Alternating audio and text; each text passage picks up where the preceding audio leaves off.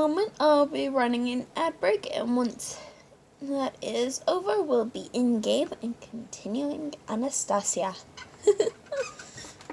Righto. Let's run that ad break down.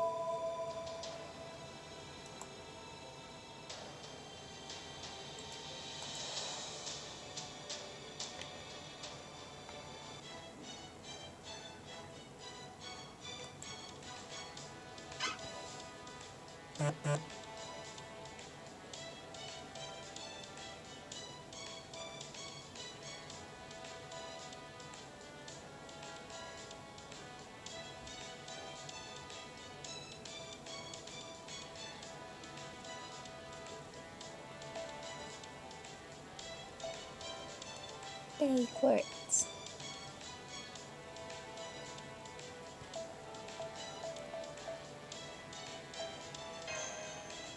I forgot to claim those after I bought them from the shop.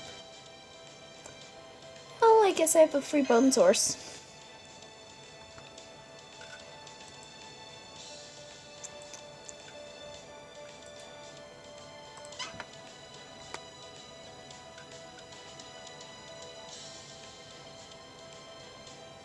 Okay.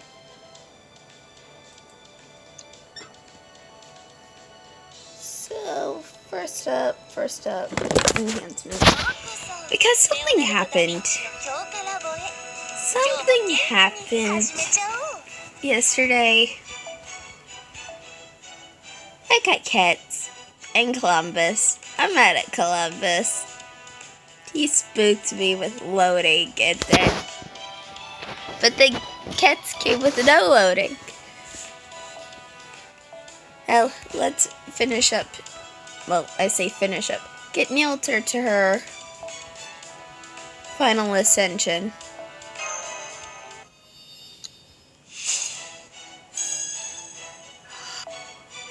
Let's see, she needs... Okay, so I'm not wasting that much. Okay. And we go on that. And we will just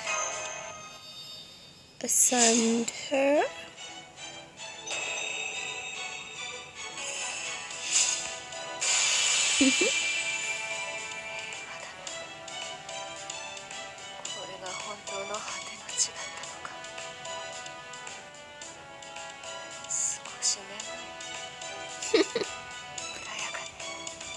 Neilter, final ascension.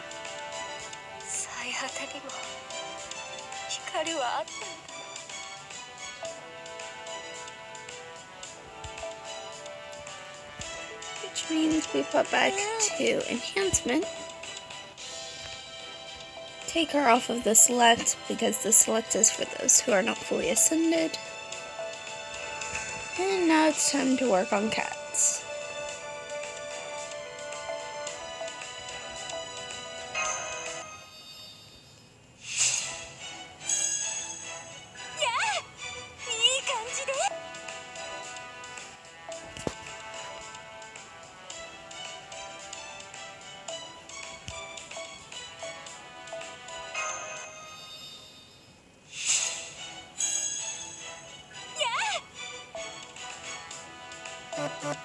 I suppose these foes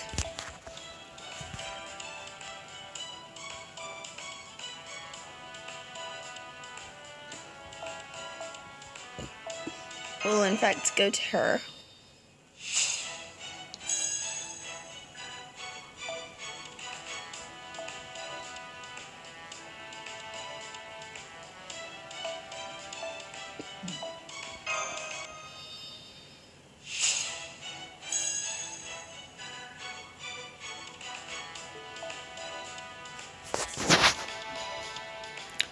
So you need about 8,000 more experience.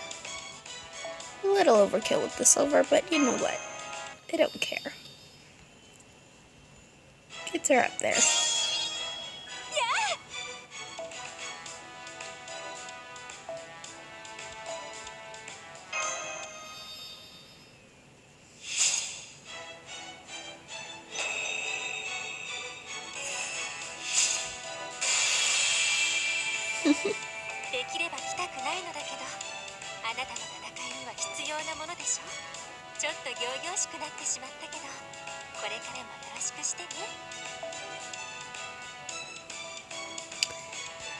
Thanks.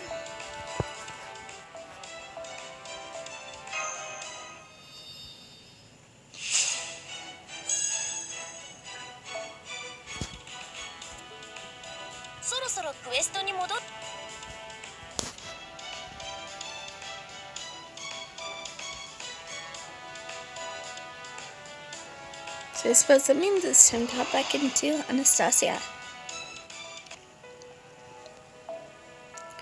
Section 13. The Man in Grey.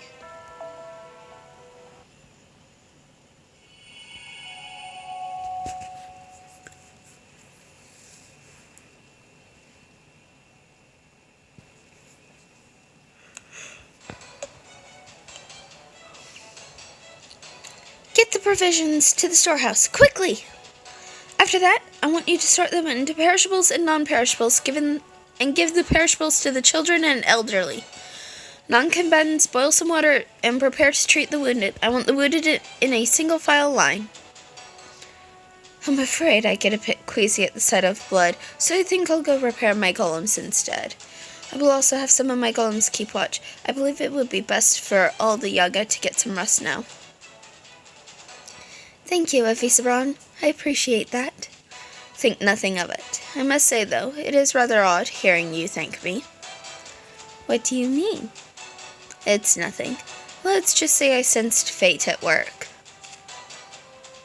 I do not understand that, man.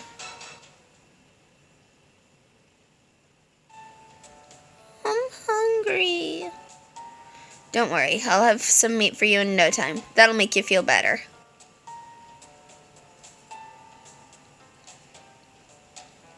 Paxi? Master? What are you muttering about? He ran away and we didn't go after him. That's all there is to it. Besides, any mage worth their salt should be used to betrayal. Don't be sad about that running away. Be sad you've lost your guide in this land and how hard it'll be to replace him. Yeah, but I don't really think... Yeah, but I don't think it's really that sad necessarily. I think she's just trying to understand why he left more than anything. I imagine he had his reasons. And, of course, we owe him a debt for involving him in all this to begin with. We will just have to hope that he is all right. There is nothing else we can do for him right now. Now, what say we switch gears, Miss Mist? It seems you have finished unloading the food. Perhaps you should inform Miss Atalanta?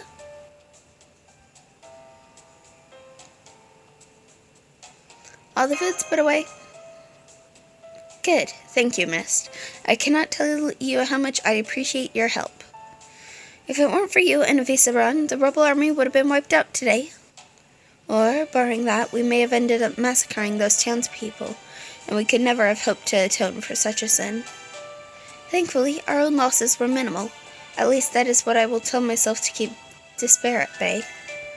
At any rate, I'm sorry to ask this of you so soon after getting back, but I have another mission. We learned something in our intelligence gathering for this operation.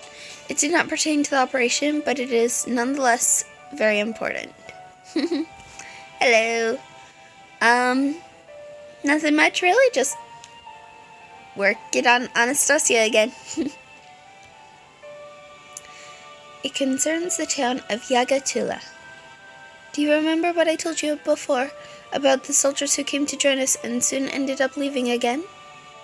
I'm told that they made their way into Yagatula, ingratiated themselves with the local authorities, and now essentially run the town as their own. Although they've been careful not to do anything that would incur Ivan the Terrible's wrath, unfortunately, it would seem the Imperial Court's mage, priest, or some such caught wind of those Yaga. We have word that the Oberniki and a servant have been sent to deal with them, which has thrown the whole town into chaos. But this also puts one of our enemy's stronger operatives alone and unguarded in the field, not counting the Oberniki, of course. This represents an excellent opportunity to eliminate the servant. Unfortunately, Yagatula is too far away to send a large force without it being obvious. I'm certain one of Visibron's golems could cross that distance in no time. But if he goes with you, I'm afraid that would leave the golems here inoperable. In that case, I will set them to obey your commands, Atalanta. I'm afraid they won't be able to handle complex instructions, but you should have no trouble telling them who to attack or what to carry. That would be more than sufficient. The rebel army should not be going anywhere for the time being. We will remain here to tend to our injured and continue our training. By the way, about Paxki. No, I've not used it. Yes, I heard the report. That sort of thing happens all the time. Though it may have been a poor choice on his part to run away in Yaga Smolensk, of all places. I only hope the Oberniki have not killed him. Anyway, I'll head off to Yagatula. With all the traveling you're doing, you will soon know this land just as well as any Yaga. Well, since you look to be going against another servant, I reckon I'll tag along. Atalanta, you got any notion of who this servant may be? Yes, it seems he has not been at all shy about announcing his name. He is called Wolfgang Amadeus Mozart. Huh? Amadeus?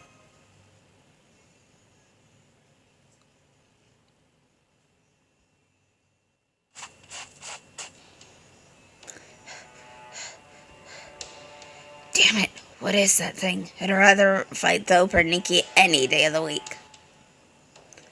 Fear me. My shriek shall shatter your eardrums, and my claws shall slice the very darkness itself. I shall execute you all, and see that your sins are punished. There is no refuge for evil in this world.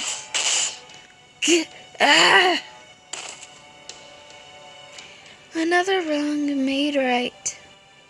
It is unclear whether there is meaning to this justice, but as I am a servant, this is how things must be. Repent for your misdeeds, and rest in peace. In this Lostbelt, death is the closest you will come to salvation. There he is! It's a servant! Come on, shoot him, quickly! Damn it, he's gone. Where is he? Where'd he go? Maybe if we follow his scent.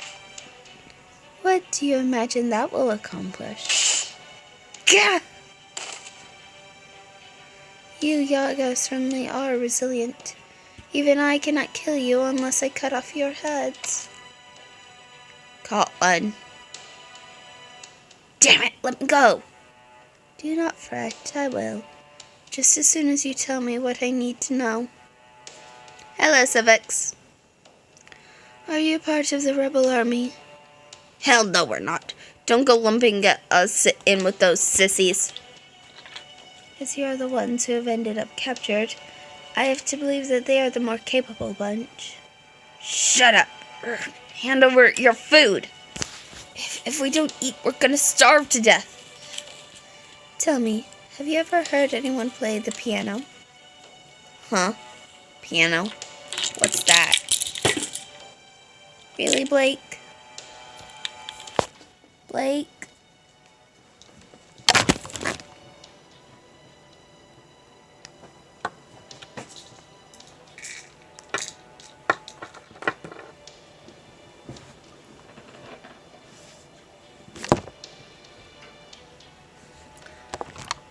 Anyways, what's that? Put him out of his misery, O Berniki. Those of his profession do not deserve such a grand reward. Hey, stop that! Get away from...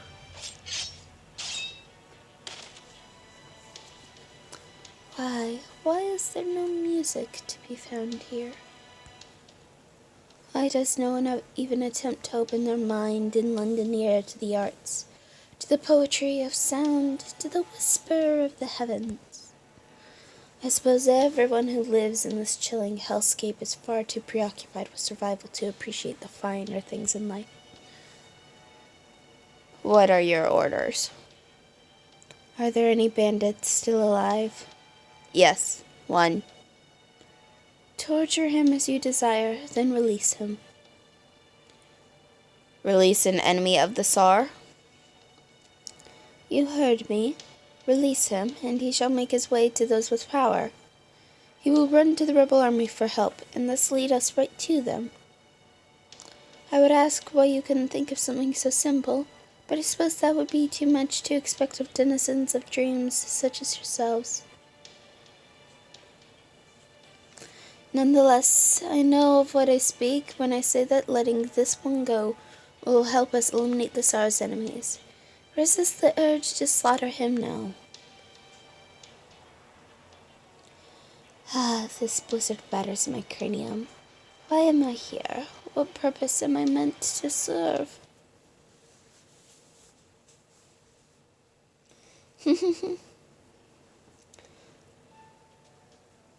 I mean, he is, but he isn't Amadeus. I say that...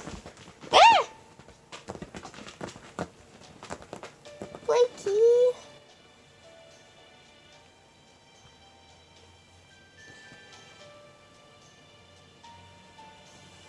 Blakey.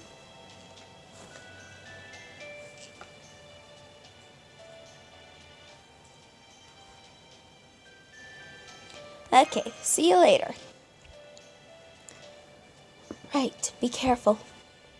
Oh, while you're out there, I would appreciate it if you could also deliver a manifesto to the villages you find along the way. Could I ask that of you? The sooner we have enough power to attack the capital, the sooner we can be free of the Tsar's tyranny. At the moment, though, we still have a great deal to do before we are able to free this world. Hey, guess we won't be seeing you around for a while. You guys really saved our crochet bacon back there. Bye-bye, Miss Weakling. Hey, don't be rude to Mist. But she's humans, right? Aren't humans weak? I heard that's why they all died out a long time ago. So I'm real surprised to see some now. Don't be stupid. These humans are here because they're strong. So strong they'll kill you if you keep mouthing off to them like that. Like, what are you doing?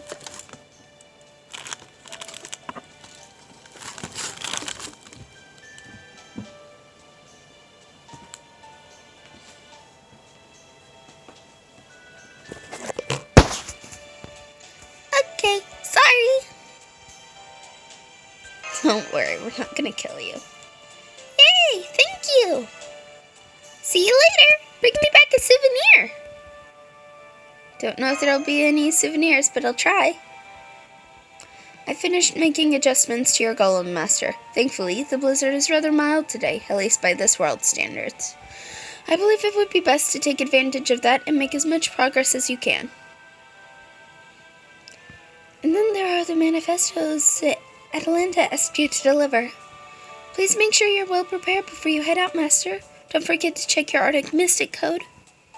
Indeed, this cold is so severe that any slit in your Mystic Code could quickly lead to frostbite and necrosis on the affected body part. Even with your Mage Code protection, I do hope you will be careful out there, Master. Alright, I'm heading out.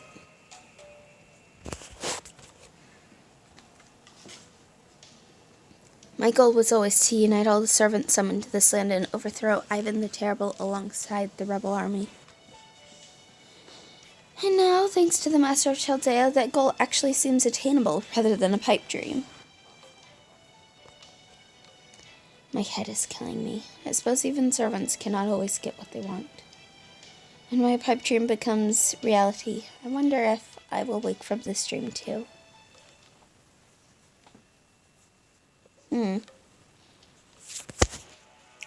Let me go, damn it. So you are a survivor from the rebel army. Unfortunately, you were the only one I was able to capture.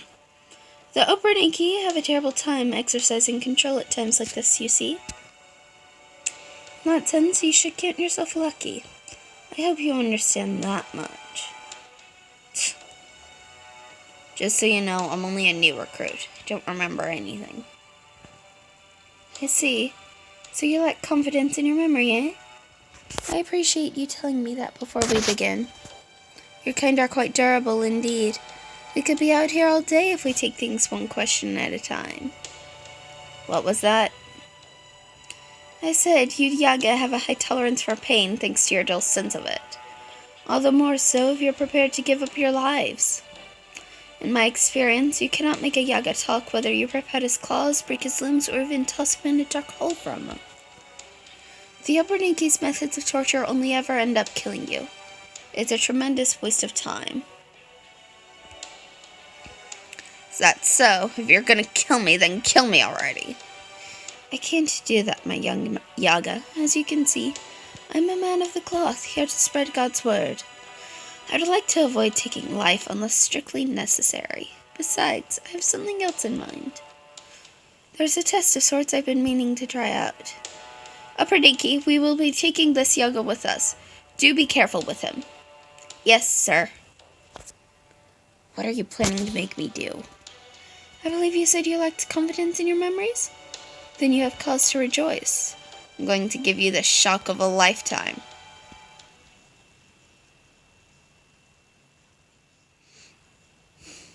Oh my.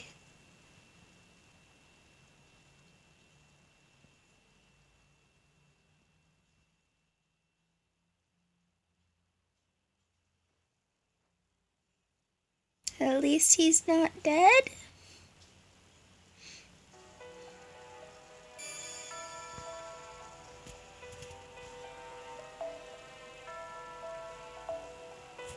The snow-covered plateau.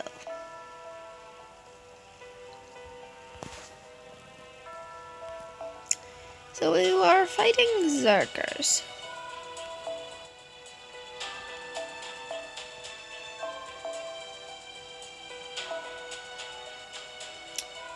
So we do want Abby to come along.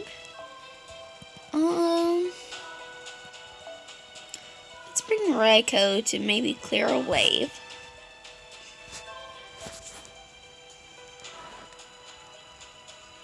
I'll leave the rest of this as is.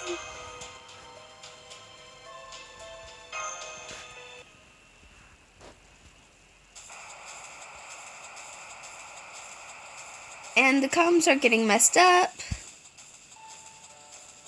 Sorry, we're back online. I'm afraid our transmission is cutting in and out. It might be because of how fast you're moving. Can't you track Master even without communicating with her? Yes, of course. I'm monitoring her right now. Perhaps we should slow down for a while and take a moment to make a report. Why don't we take a break or even set up camp for the night? Well, that sounds like a fine idea. I confess I'm about running down. What do you think, Master? You must be tired as well, no? Well, before we do...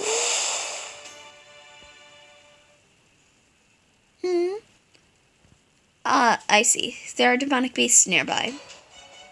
Then let us take care of them first. Alright, then it's hunting time.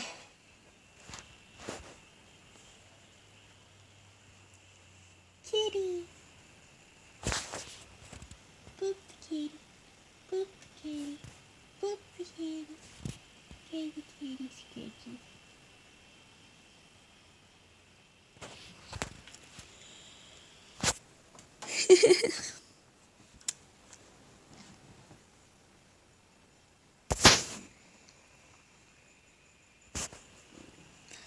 At least we do know that Petsky is alive, so he'll be fine. right?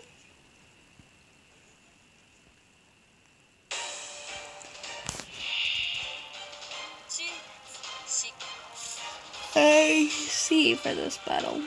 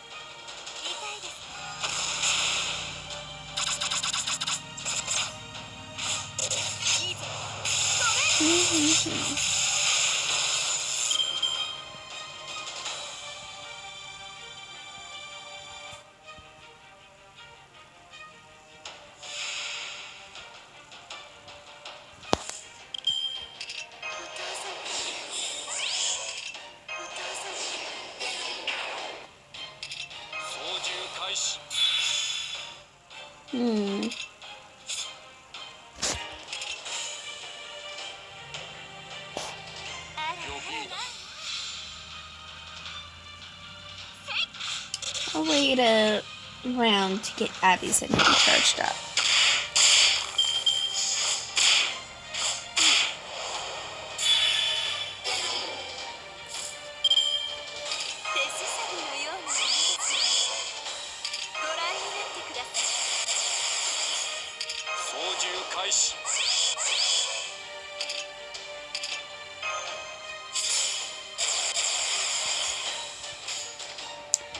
But truly, Raiko needs to do the most damage here.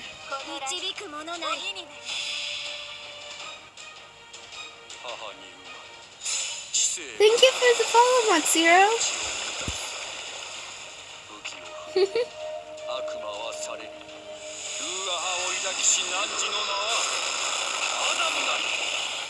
I know, but he's also a caster, so his damage is low.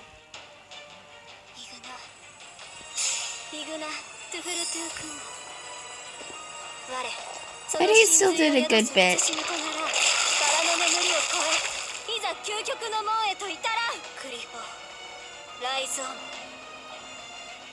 But stacking the Noble Phantasms like this, I've guaranteed death for all 3 of these boars.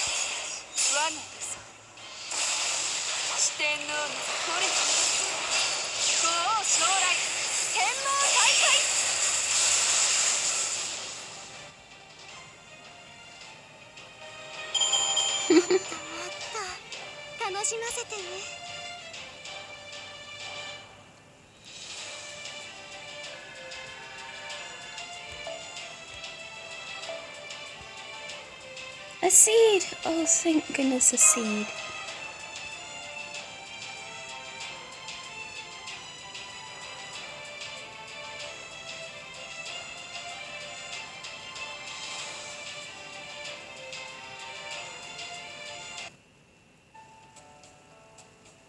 Are you alright, Master? You're not too cold, are you? It's actually pretty warm in here. Seems you can make golems out of just about anything, huh, Visbron? Stones, trees, metal. You can just use all kinds of stuff, can't you? You are correct for the most part. Well, there's no shortage of snow around here. Could you make a golem out of that? Snow golems, eh? Leaving aside what to use as a core, I imagine it would be rather difficult to accumulate and maintain the material. Although they would have an advantage in that they would be difficult to physically destroy, as they could always just reassemble themselves from all the snow around them. But no, it just wouldn't work. No matter how I run the numbers, the average core would just not be capable of accumulating sufficient quantities of snow. Oh, they're all leveled. Using more valuable materials for the core would only result in golems that, while nigh impossible to destroy, are otherwise exceptionally weak. What do you think, Master? What if you froze them? True, this temperature is low enough to freeze almost anything instantly. The resulting golems would still have limited capabilities, but that would be a better trade-off, yes? You really do love golems, don't you, Avisabron? Oh, I wouldn't say that. I simply dislike humans. Huh? Say what?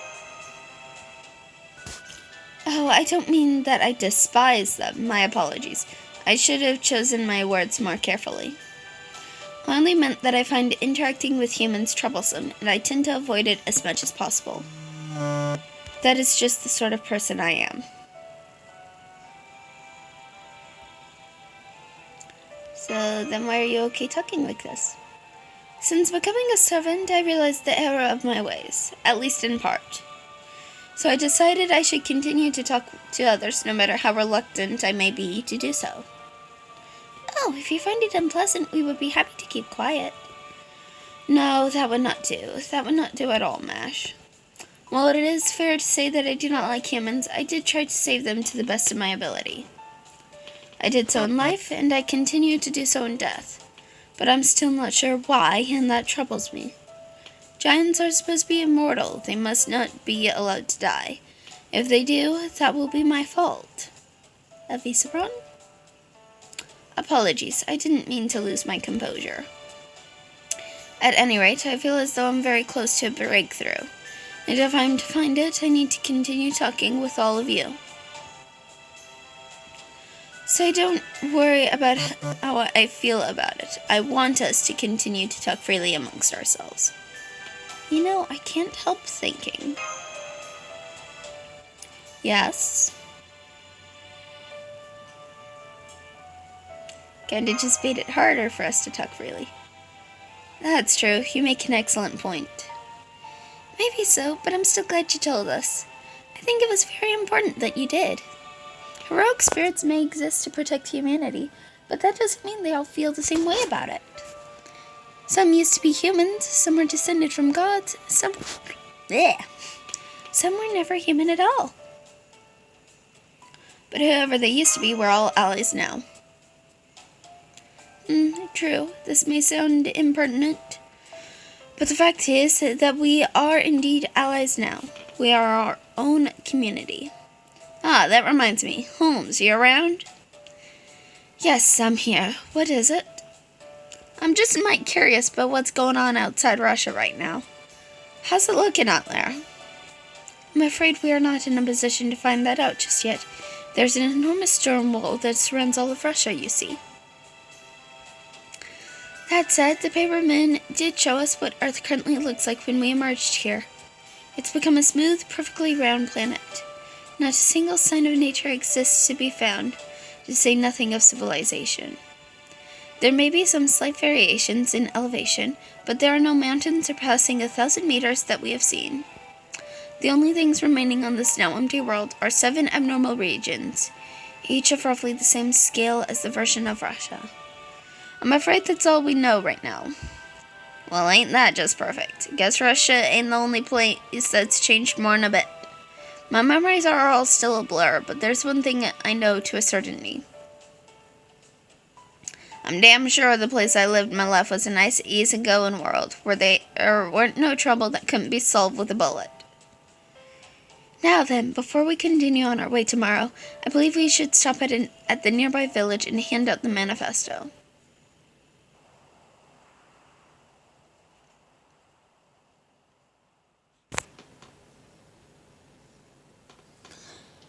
At the very least, I've got all my apocryphal servants to their final ascensions, so, you know.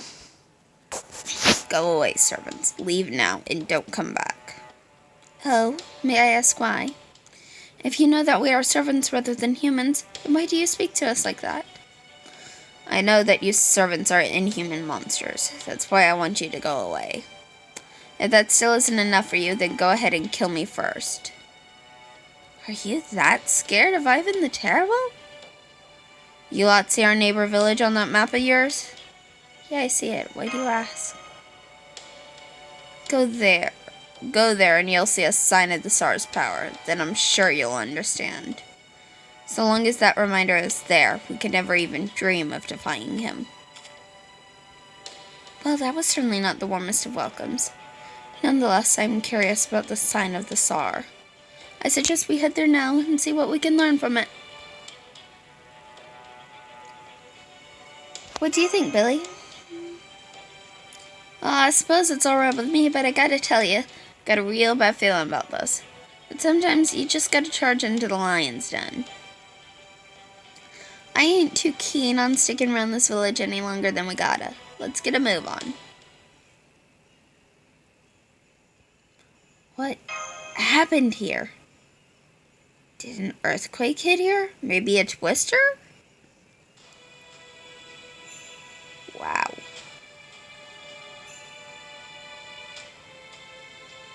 How terrible. What a horrible disaster this must have been. This is downright awful.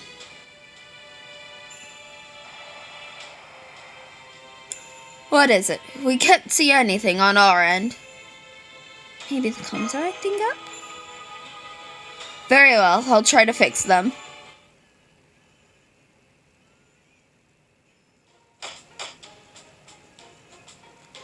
Are you trying to break our equipment, old man? Looking for an excuse to replace it or something? In case you somehow forgot, we can't just go buy a new one here. If you break it, I'm bringing a replacement from your quarters.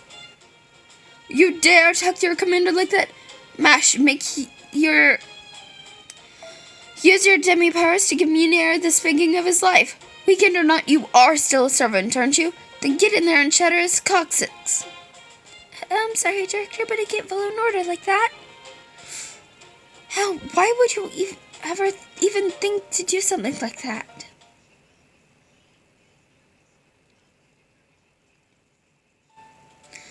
Very well, if you would be so kind as to describe the scene for us, I should have no difficulty piecing together what happened. I am really sure, Holmes. Not a lot to describe. Can't say much more than the place been just about completely obliterated. There are, of course, no survivors to be found. Does it appear to have been burned to the ground? What do you think, Billy? Don't look that way, no. No scorch marks on what's left of the houses or anything like that. Besides, I got a feeling fire don't take well to the conditions around here.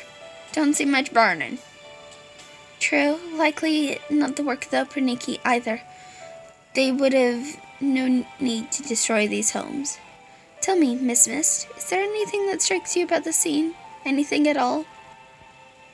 Reminds me of the aftermath of the Sungalska event.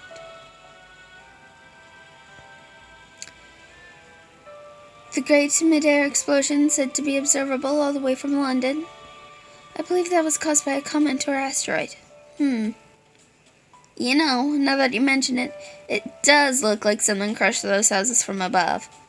But still, somehow wasn't enough, so we got a crater here. So what are we dealing with here? Some kind of space rock, or something else entirely? Whatever the case, this is the power we faced by opposing Ivan the Terrible. The Yagi here all died instantly, without even a moment to be frightened. No wonder the other village was so terrified. It would seem there is little to be gained by hinting at the manifesto here. Yeah, suppose we might as well just head straight for our destination then. Well, in no time like the present. Let's go find out if this Mozart fellow is the sort of monster we can beat or the sort we can befriend. However the chips fall, my 6-shooter will help see us through.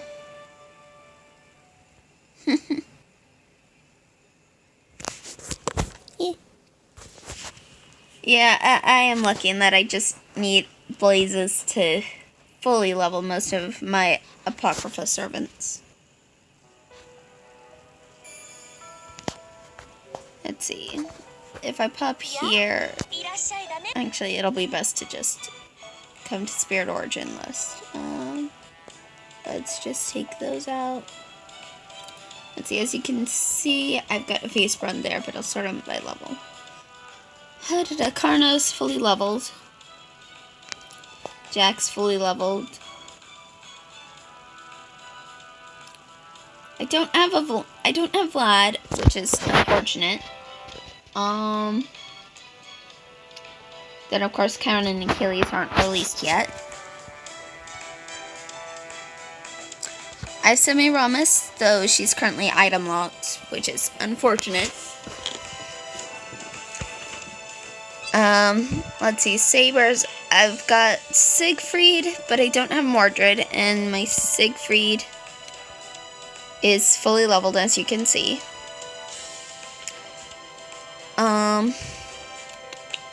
Archers, I've got Atalanta, though she's not fully leveled, she's down here. I've got Astolfo fully leveled, I've got Fran fully leveled.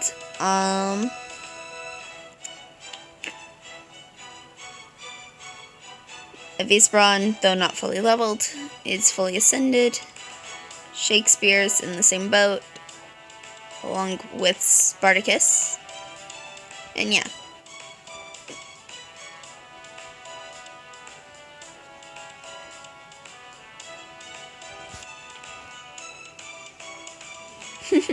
Yep. And then of course Atalanta Altar.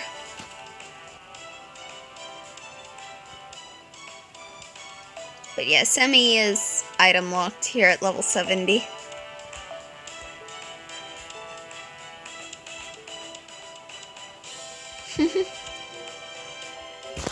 Yeah. For her, I need a bunch more needles. I need 7 more needles.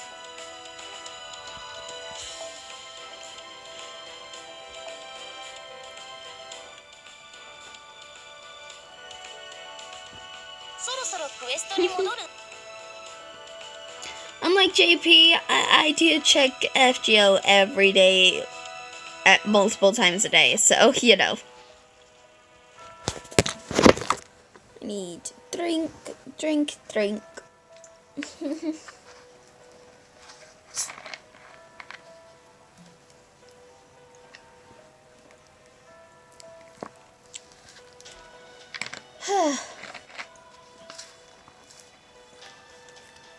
Alright, into Yagatula.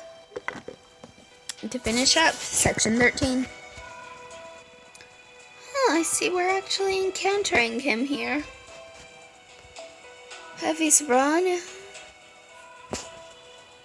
And then we do need BB, don't we? Oh, BB. A lovely little boon cancer.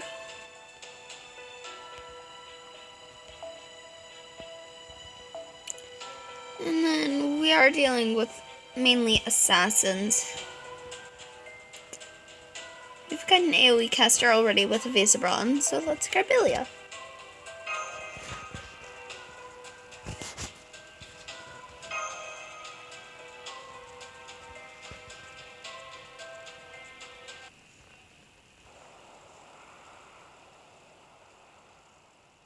Because I know where my servants are.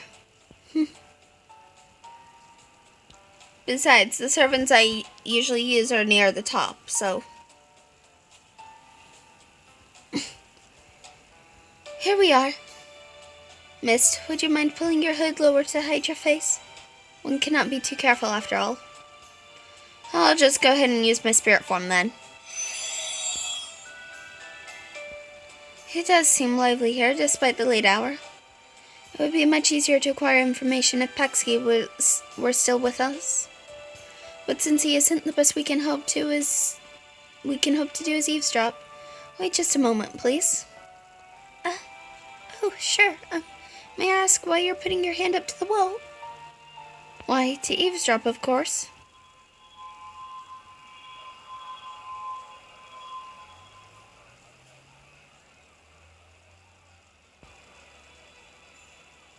The Tsars. Long live the Tsar. They'll bring Nikki killed. Not enough demonic beast slaughter. There's a monster. I've been hearing strange sounds lately. Speaking of sounds, the Tsar. Not joking. He said he saw an old-fashioned humans with his own eye. Ah, here we are. Said they were at the old church. You know, the one up north. If we beat them, we've still got a shot at winning. Don't be stupid. Even if that's true, we're talking about someone the Operniki take orders from. We can't possibly beat someone like that. Nothing good can come from defying the Tsar. Don't give me that crap now. I'm sick of the damn Tsar. He pawns everything off on the Operniki, and when he goes out on his own, all he does is wipe another village or town off the map. When he's not doing that, he doesn't even try to help us. We're the ones who built the city. The Tsar didn't do shit. Yeah, but so what? You know how strong the Tsar is. That's what it all comes down to in the end. We know that in our bones. There's not a single thing we can do in the face of such monstrous power. The only hope we've got is that he doesn't wake up. As long as he stays asleep, we can manage to get by. Damn the Operniki. They're nothing but the Tsar's dogs. Do we have no choice but to kowtow to them?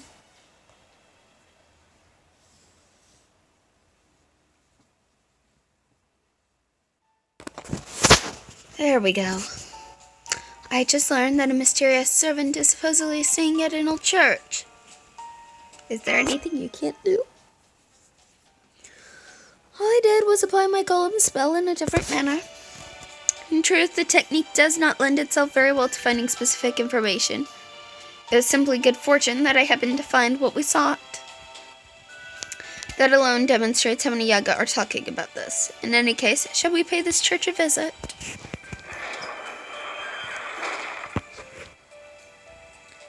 So this is the church. I don't detect any movement around here. Indeed, nor do I see anything out of place that a servant might have left behind. Same here. It just looks like an ordinary, neglected church.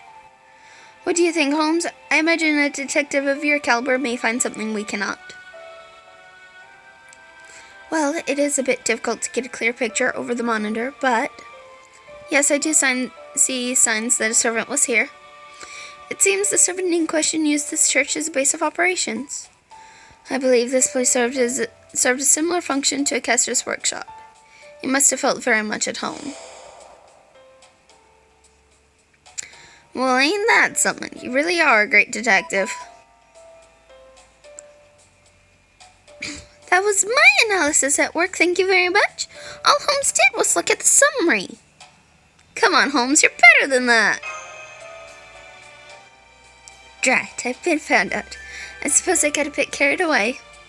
I'm afraid I've been under a great deal of stress lately, since I haven't been able to make any biting deductions. I do apologize.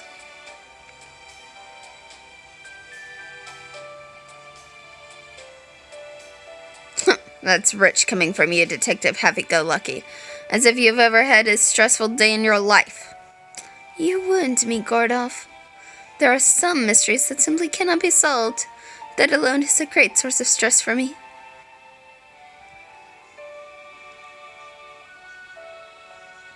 Very well then, if the servant is staying here, why don't we wait for him to return? I agree with the Vice-Brown Master. It must have been exhausting coming all this way in only 2 days. This seems like a good opportunity to rest up, and I urge you to take it. These benches may not make for the most comfortable of beds, but I suspect they will be considerably better than simply sitting down. Good point. And it is nice and warm in here. Then by all means, get as much rest as you can.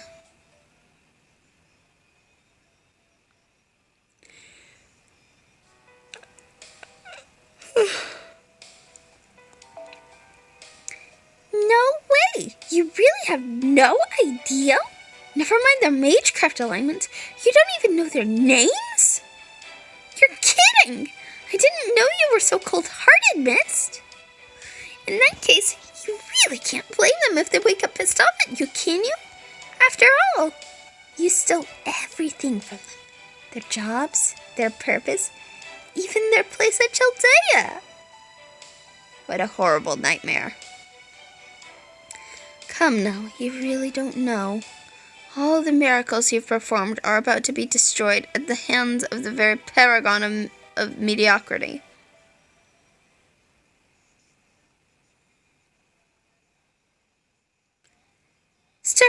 Master! Master? You looked like you were having a nightmare. I'm fine. It's nothing. Thank goodness. For a moment I was afraid one of your dreams had taken you to another world again. Has that really happened before? Yes, several times. At any rate, a visa prawn. I know. He's here. Well then, time to answer that age-old question. To pull the trigger or not to pull the trigger? Is it the servant? Yes, it is. The servant we believe to be Amadeus is standing in front of the church. He appears to be keeping his magical energy restrained, but he's also not moving from his position. Guess he's calling us out. What will you do, Master? Let's go ahead and try talking to him first. Understood. Watch out, above you! Whoa there. Well, that was a rather rude way to introduce oneself. Is that Amadeus? Well, here I am, waiting for more filthy rebel soldiers to show up. And who should I meet but the Chaldeans? There is no place for you in this Lostbelt, Chaldeans. Your only escape now is death at my hands.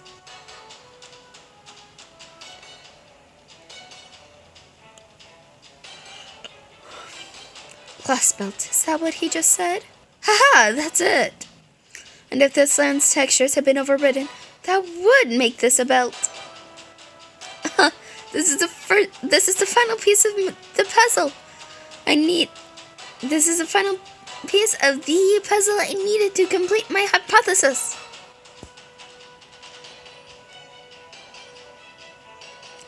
Ooh, look at you all duded up.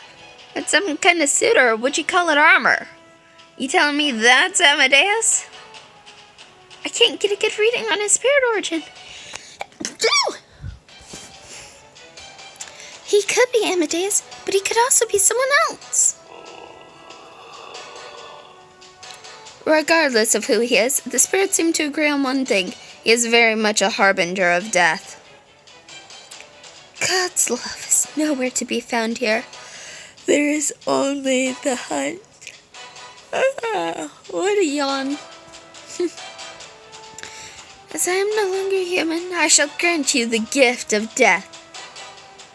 Are you really Amadeus?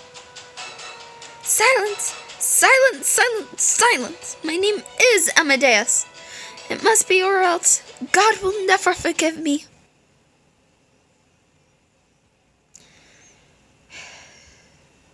Whatever you say, Salieri.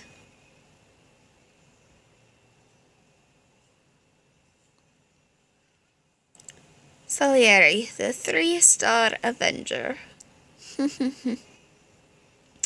Fused with the man in grey. Accused of a murder you did not commit. Salieri, Salieri, Salieri.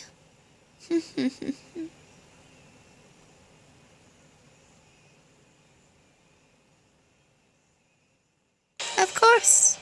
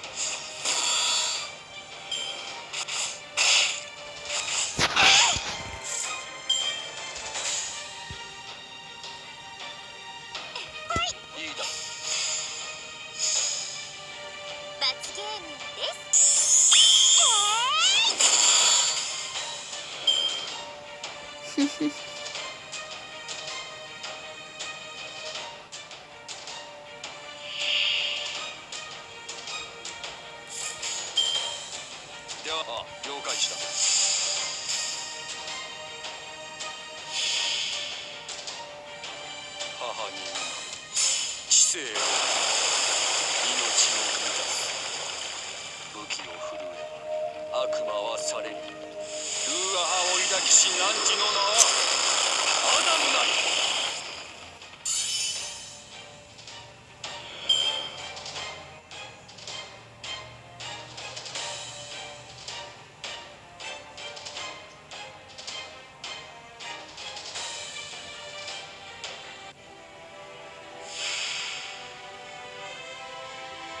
Yeah, I see why they focus on him.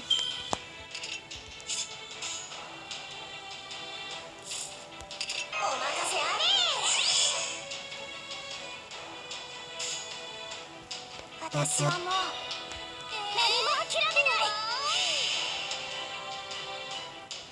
筋系、神経系、血管系、リンパ系、疑似魔術回路変換完了。これが私のすべて。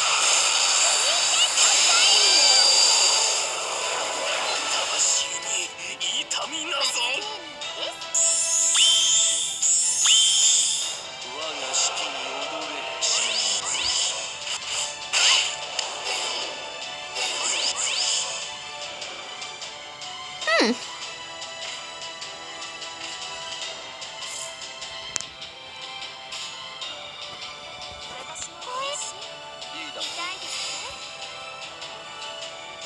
So he kills those ghosts himself, does he?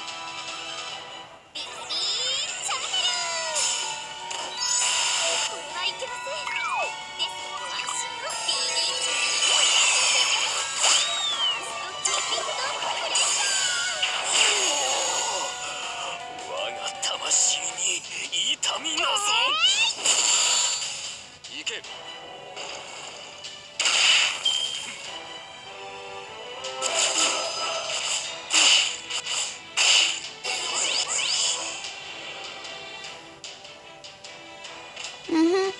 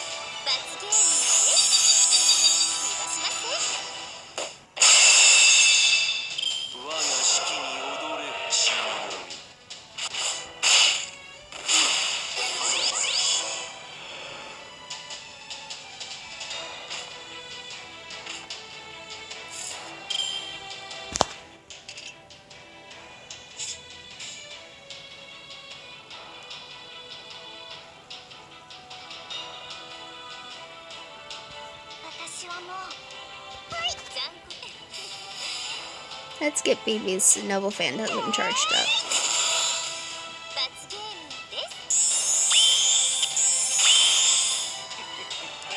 Yep. That's what I was planning on.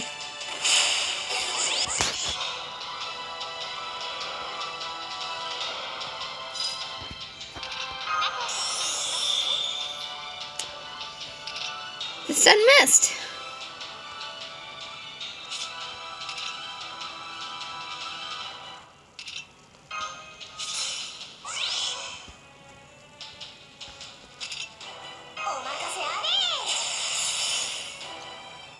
So let's simply prepare for his Noble Phantasm in case I don't kill him.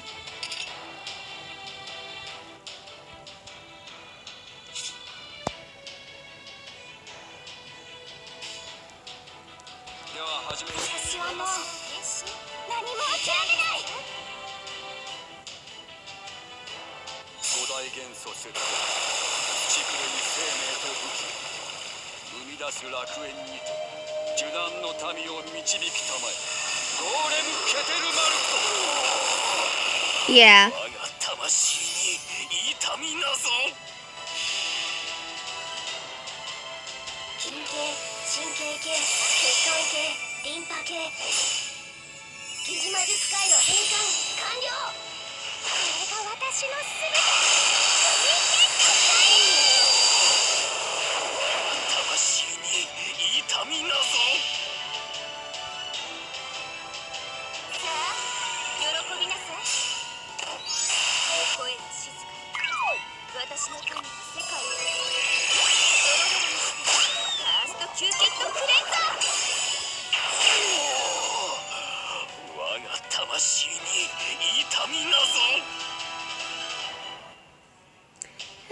crew. 我は死だ。我は神に愛されし者を殺すのだ。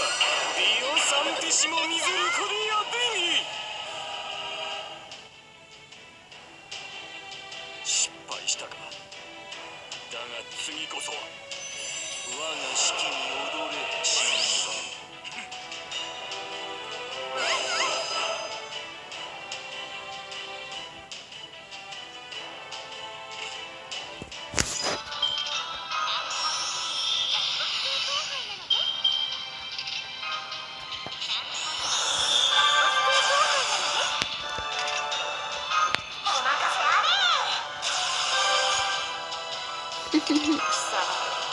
激鱗に触れたの。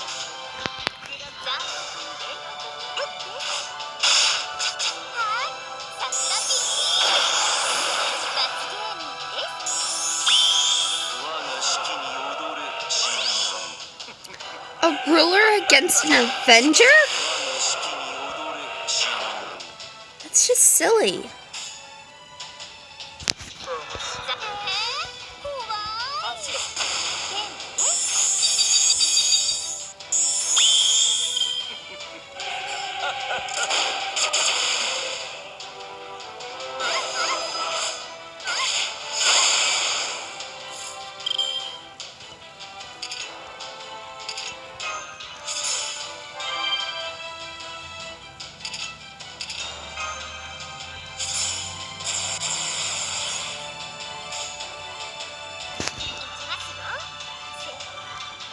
You really can't fool me with that. Everyone knows the triangle is.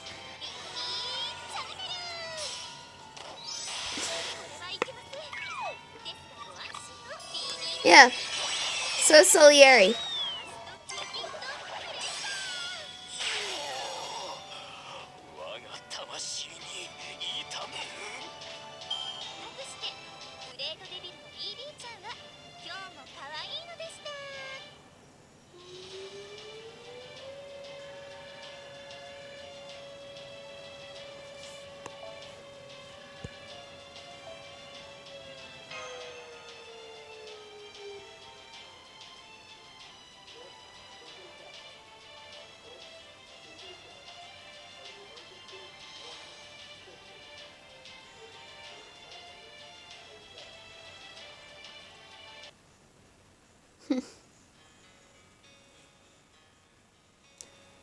Hey, Blink, don't take this the wrong way, but...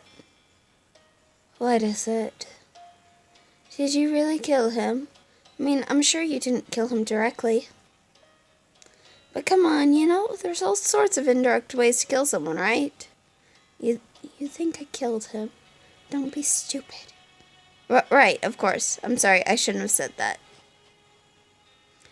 No, I really mean it. Don't be stupid. Of course I killed him. Yes, I killed Amadeus myself. I'm the one who requested the Requiem in D minor. It was I. I'm the reason the great prodigy is dead. Preposterous. How fortunate I would be if only that were true. I couldn't kill him. I just couldn't. Not because we were good friends or even acquaintances, but because I couldn't bring myself to snuff out the life of one with such God-given talent.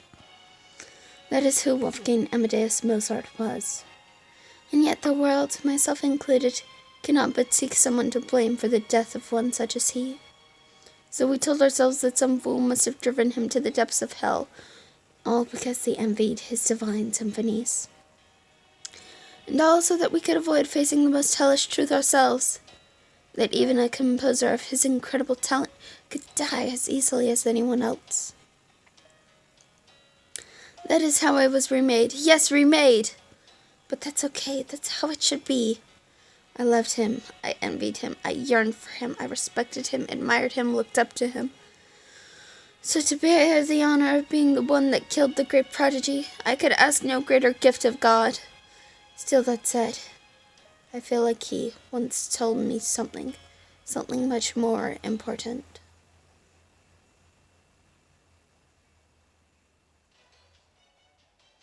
Please, just listen to me. There is nothing for us to discuss. Gotcha, you masked bastard. God damn it. It's not him. That's not Amadeus at all. He doesn't look anything like him, and his spirit origin is different. Not even being an altar could explain this much difference. Who are you, really? I'm not Amadeus. Damn it, I'm not Amadeus. Miss Mist, look out. It's an ambush. You guys must be working with old-fashioned radar. That explains why it was so easy to sneak up on you. Huh? That voice. Stand by, Opernicki. This is the one I've been waiting for. Looks like the court musician isn't doing so hot. Oh, that's okay. I wasn't gonna need him much longer anyway. Goodbye, Salieri. Salieri. So that was Antonio Salieri. K-Doc, is that you? Mash Cryolite? Oh, you're just on comms. Now then. I know it's kinda cliched, but something's just gotta be said, you know? We meet at last master of humanity. My name's K-Doc Zemlupus. I'm the cryptor in charge of this Lostbelt.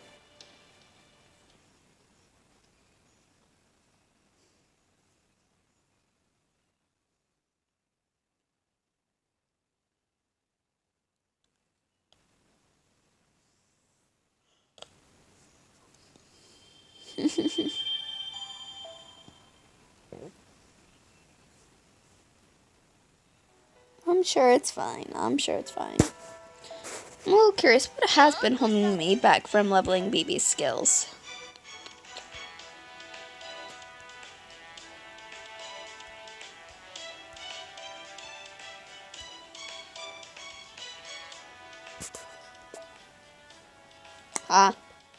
Yeah, that would be a reason.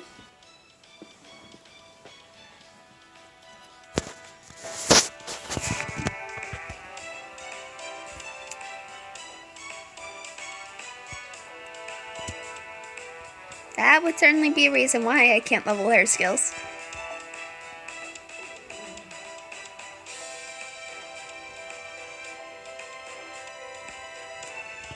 And before you ask why I'm not leveling up Jolters here, I need these for others. And for Abby, I need these for others. Material farming will be the death of me, it seems.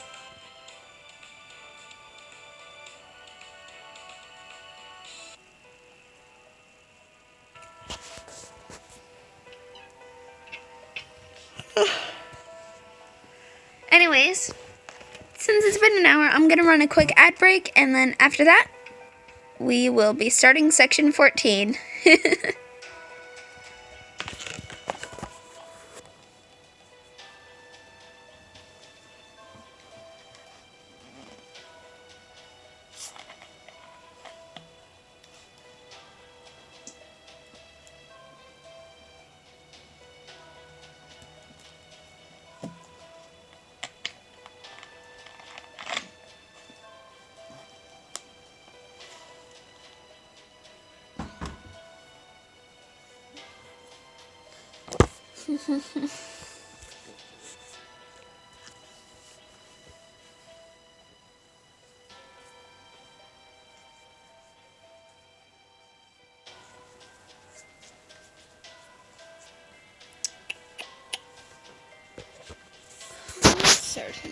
Certainly.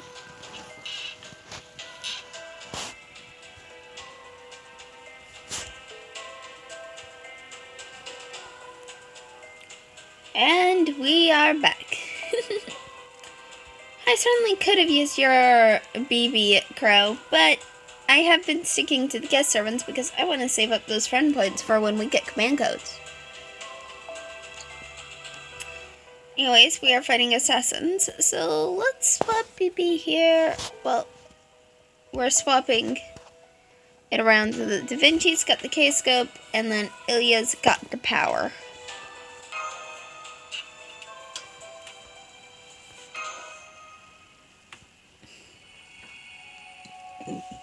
Section 14, Lostbelt.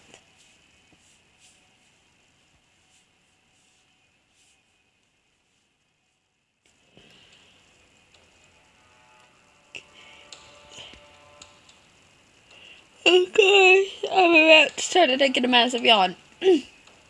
K-Doc, where have I heard that name before? Oh, we know. If I may, Senpai. K-Doc Sin Lupus is a member of Team A. He possesses an exemplary aptitude for race shifting, and I believe... Don't bother. I don't care if she remembers me or not.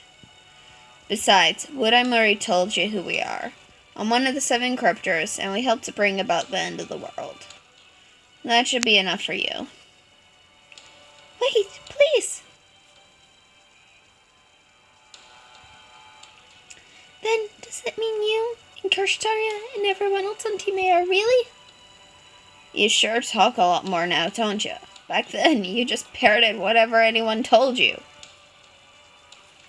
But that doesn't matter. Stay out of this, Cryolite. You are nothing more than a tool to us. A device we plan to bring along to help us summon servants after we'd race shifted. We never cared about your opinions. You were just supposed to keep your mouth shut and help us out however we needed. So don't bother worrying about infringing on our rights, or whatever we're like as people. We never bothered to do that for you, after all. That's not... No, that doesn't matter anymore. Now you're an enemy of Chaldea, aren't you, K-Doc? That's right. I'm glad you're not a complete idiot. That saves a lot of time. We've already made our declaration of war. Our goal is to grow our Lostbelts and bring about an end to proper human history. I guess we've already pretty much taken care of that last bit. Lostbelt? Is that what the singularity is called? No, a singularity is just a single point in time. This is a belt.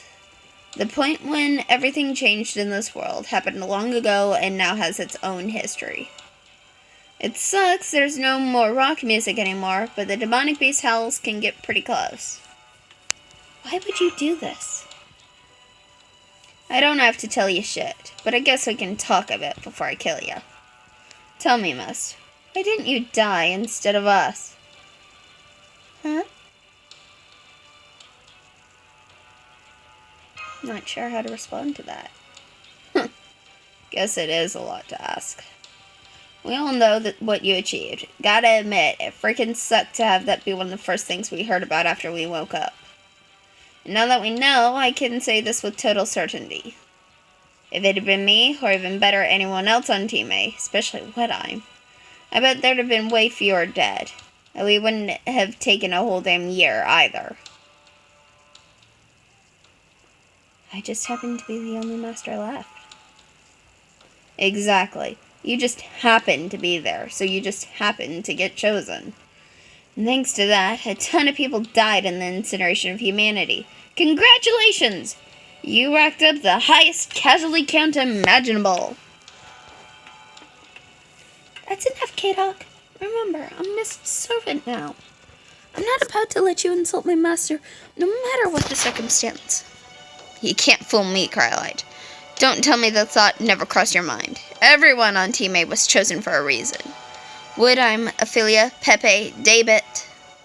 Any one of them would have done a better job than Miss there, and you know it.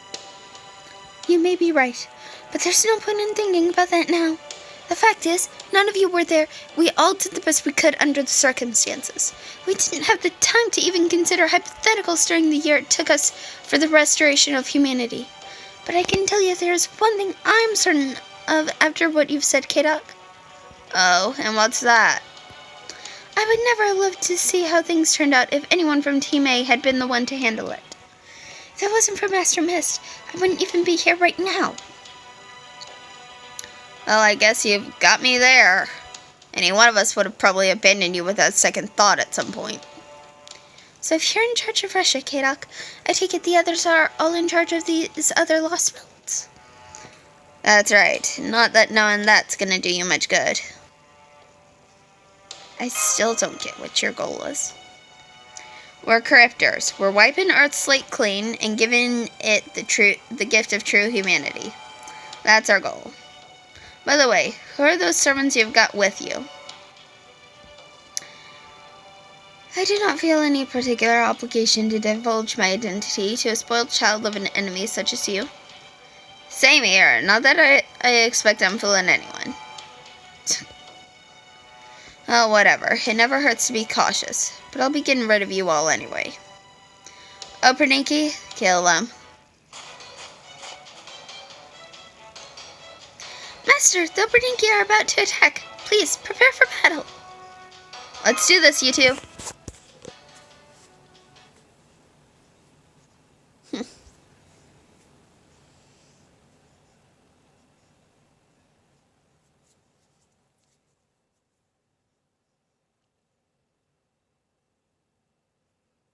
I mean, it matters not what you have found the Lostbelts to be on JP. After all, it's still quite a ways away, is it not?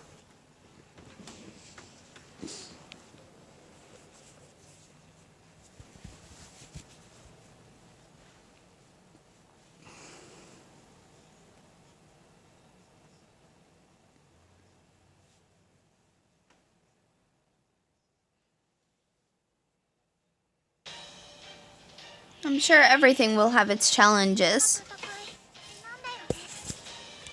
After all, not everyone approaches everything in the same manner.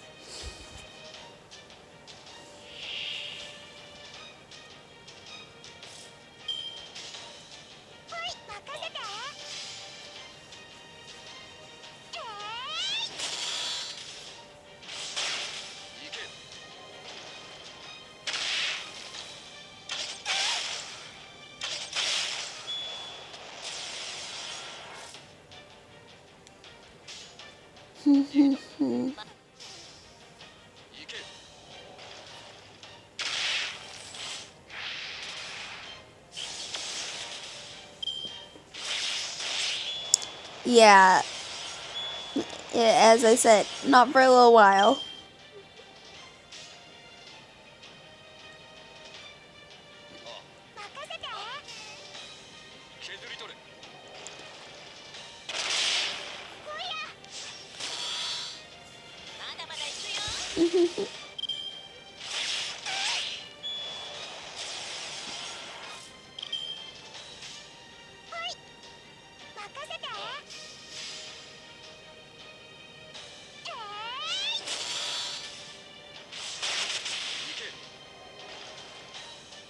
And even then, that was when they dropped in JP, was it not?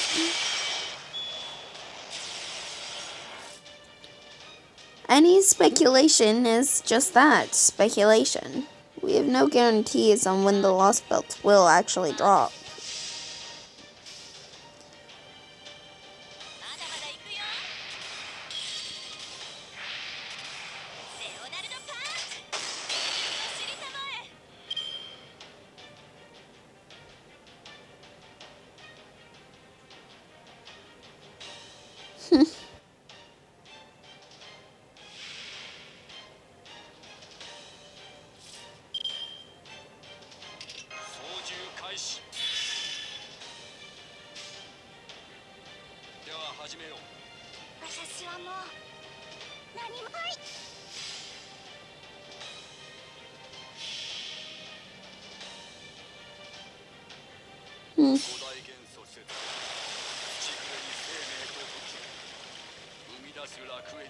We'll see.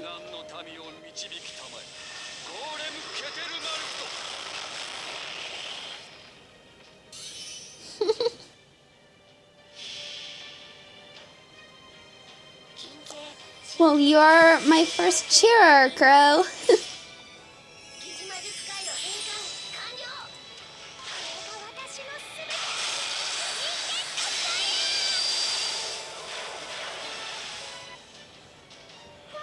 The first one to cheer me on. So thank you, Crow.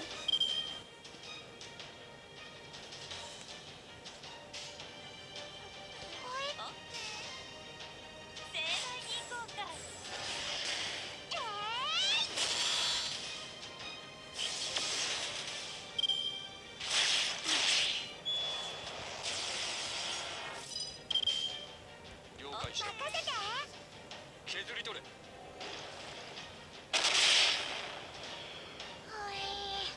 もうダメかと思ったよ。でも結構頑張ったし褒めてくれるかな。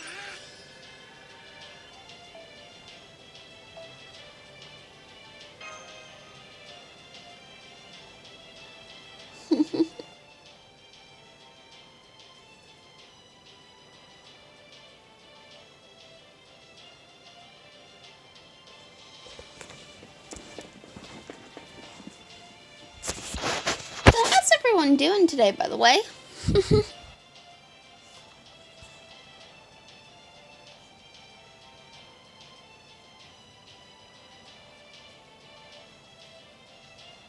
That's good, that's good.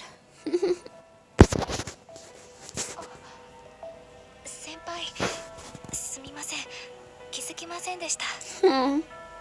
今日はとってもポカポカで、抱いてるフォーさんもふかふかで、なんだかこうして座っているだけで。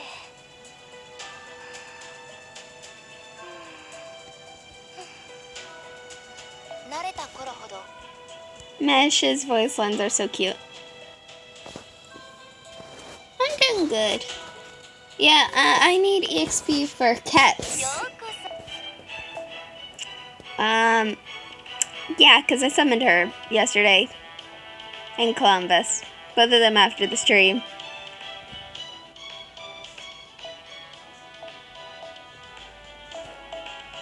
If I remove the not selected and scroll down,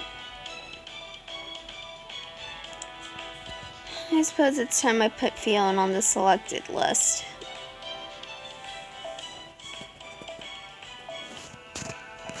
After all, it's getting close to the time where I said I'd そろそろクエストに戻る？ work on him once everyone else is worked on. Especially given that Columbus is kind of on the same page for Fiona in my book. Actually, no, Columbus is lower than Fiona. Columbus is lower than Fiona in my book.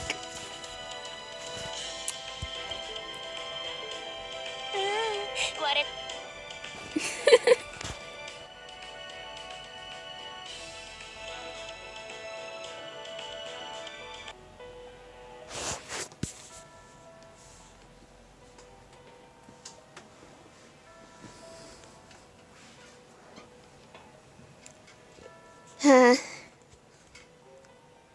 I didn't summon much during Saber Wars.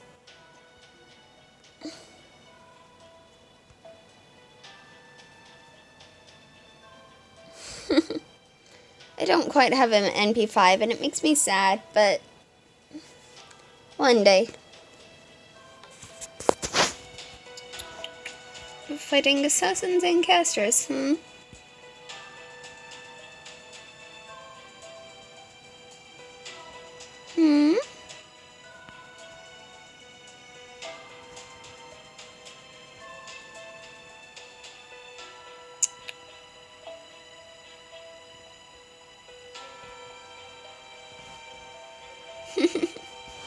See ya, anime.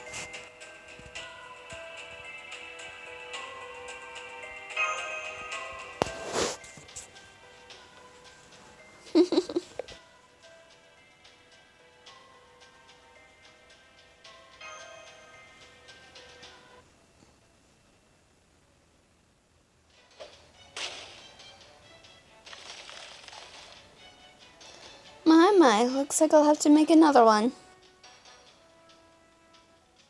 A Kabbalist. Are you Solomon ibn Gabriel, aka Avisabron, the Golem Master?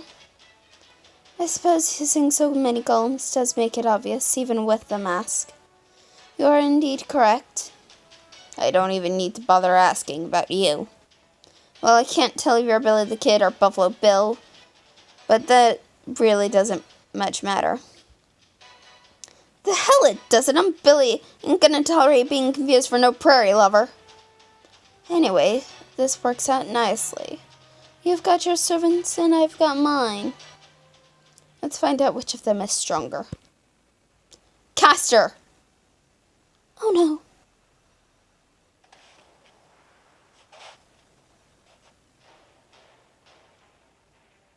Was it worth coming out all this way then, Master?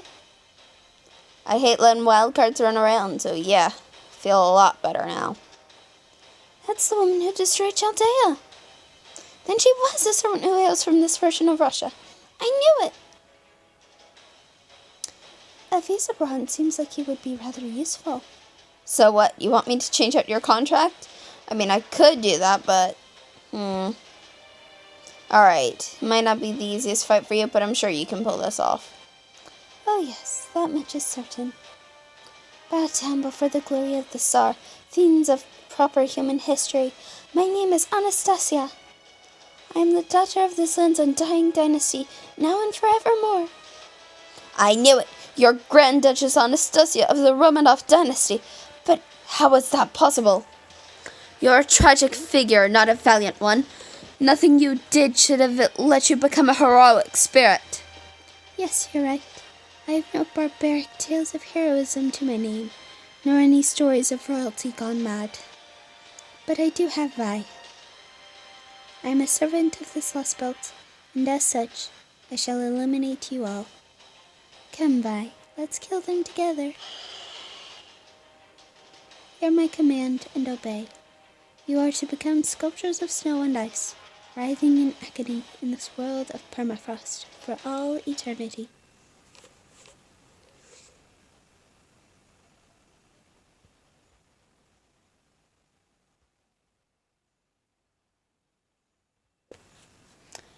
Well, 1v1 time.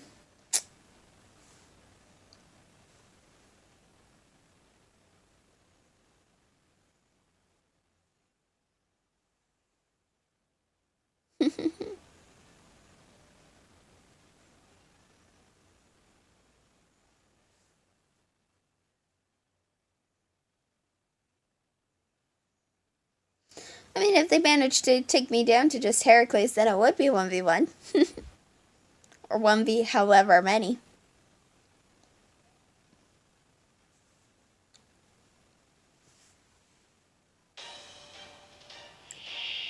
Two waves. First wave of Opernikis. Now that's annoying. Suppose we ought to take care of them quickly, no?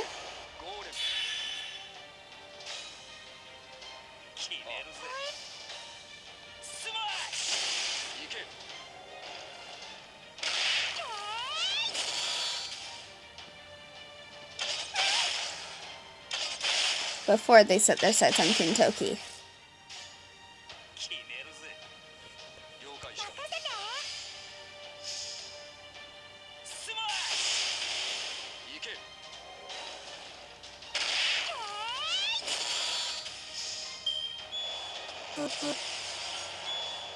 Two, three.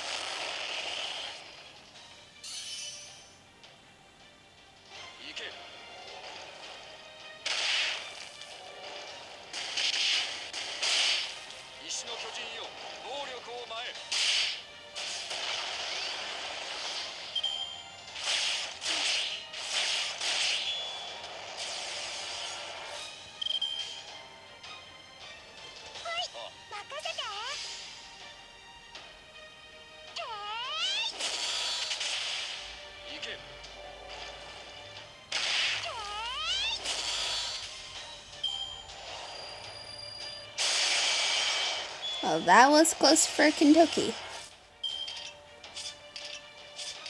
This one. There. And just gonna give him that.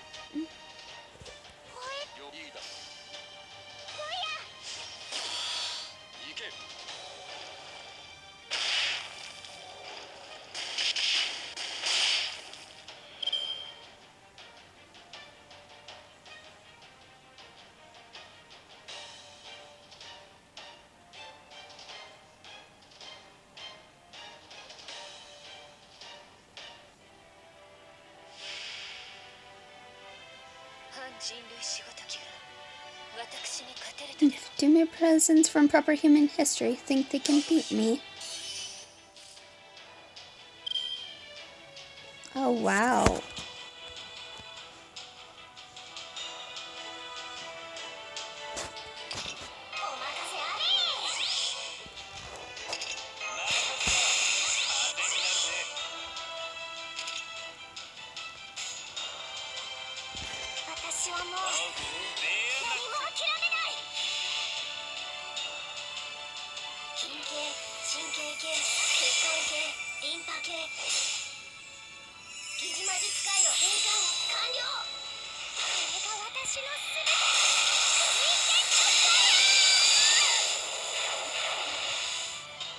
Actually seeing his portrait in the corner there with his command seals. This is gonna be a tough fight, isn't it?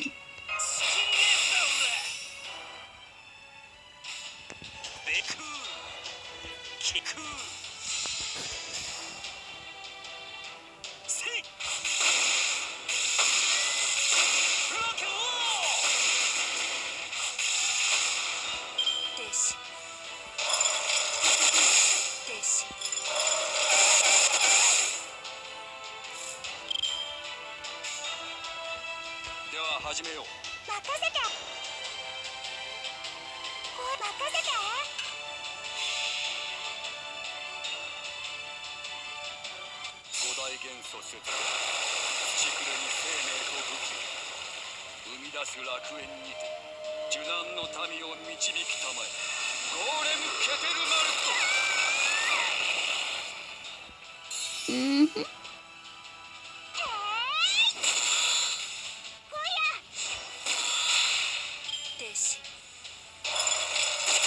There we go.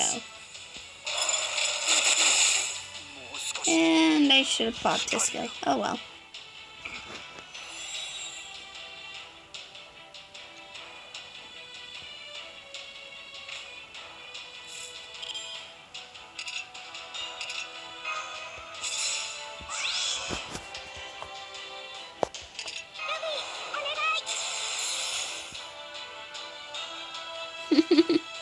Indeed.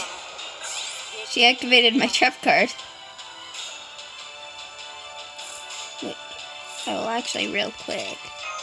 Go ahead and pop that on Kentucky. Keep his HP up. Please go to drive. Good night.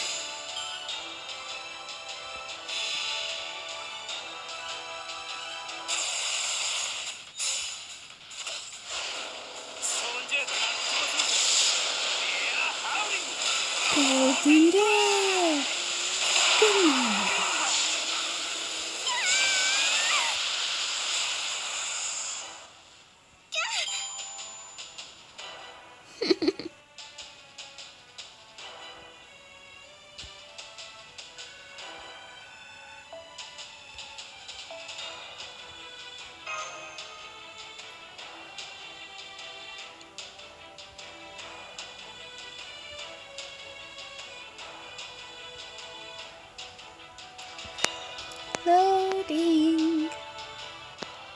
with awesome music.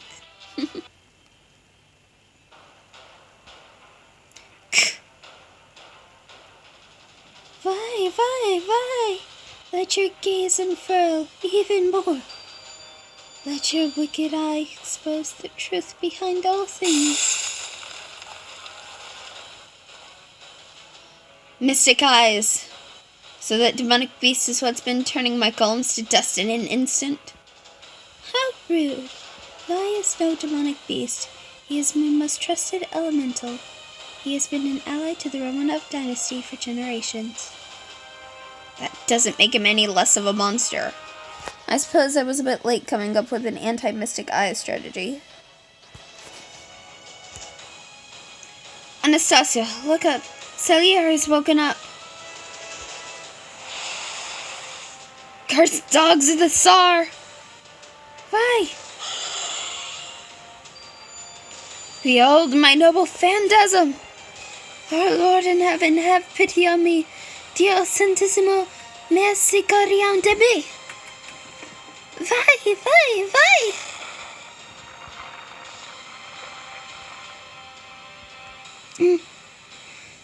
This is... He doesn't care who he hits. Can't believe that was the first thing he pulled after getting his memories back. What a whack job. So looks like that was all he had. Oh my, you certainly startled me. I must be the only member of the Romanov dynasty who's ever been attacked from above by the court musician. Not that it matters now.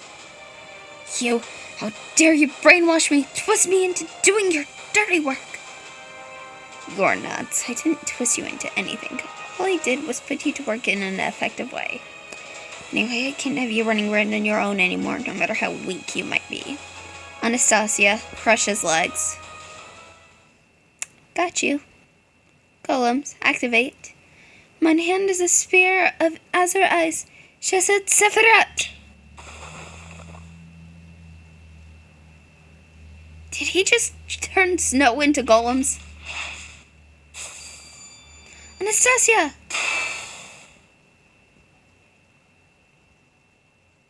Since when do masters go around shielding their servants? It's no big deal. I just did it because I thought I could. I was right. Neither of us is hurt, are we? Okay, Doc. Very well then. I believe that is our cue to escape. Ugh. I trust we will be taking him with us. Of course! I see. So this is what it means for one's master to rub off on you. I will have to bear this in mind for future reference.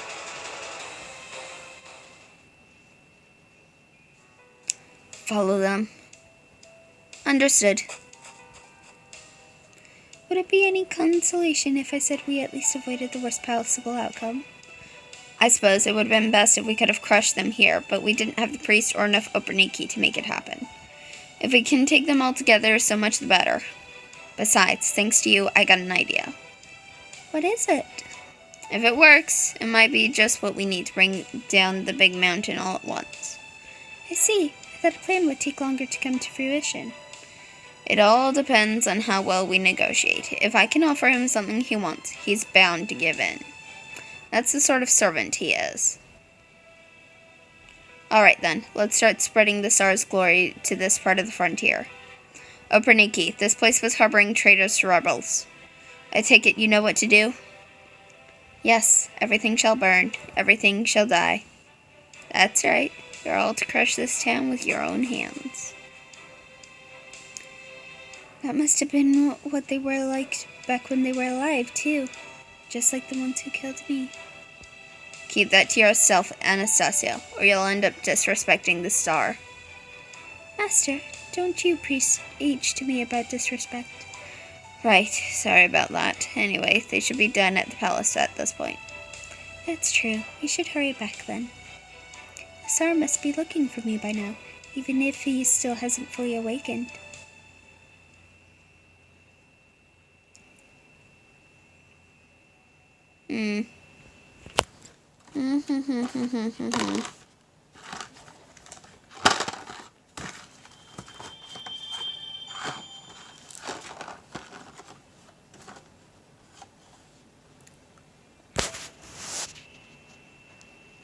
Hum.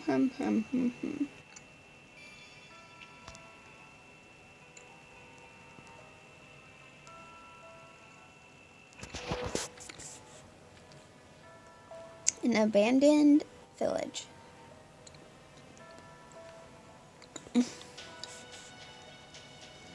Section 15. Grand Duchess Anastasia. Ooh, Salieri as a guest servant. Let's go ahead and bring him along. Assassins and lancers, Well, to deal with those lancers, there's only one option. Hero.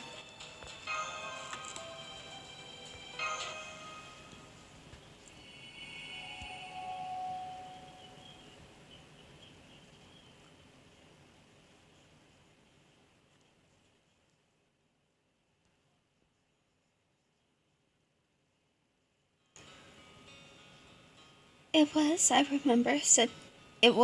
I remember, such a beautiful, peaceful day.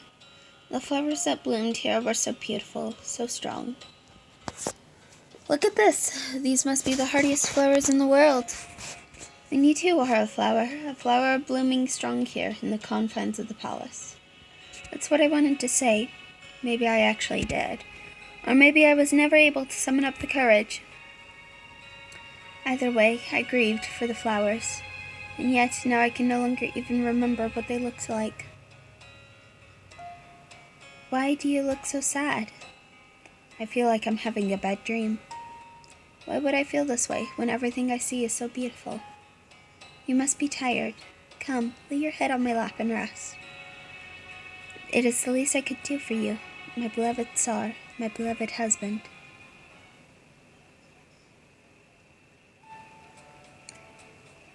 Dad, why do Yaga have to be strong? Well, the way I see it, we Yaga made a mistake. A mistake? We mistook how the world works, or maybe how we chose it. Whatever it was, we made a mistake and the world left us behind. Still, while we may have made a mistake, that doesn't mean we were in the wrong. We're still here, we're still alive. So as long as that's the case, we'll keep on fighting until the world ends once and for all. Okay. I still remember that conversation. This world is always beset by blizzards. It's rare we ever see the sun's light directly. It's not just in my head. Surviving here really does take a lot out of you. I think I get what my old man meant now.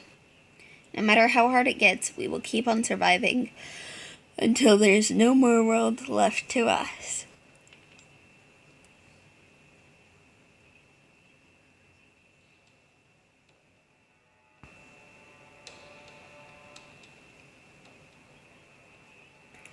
So this is the capital, Yaga, Moscow.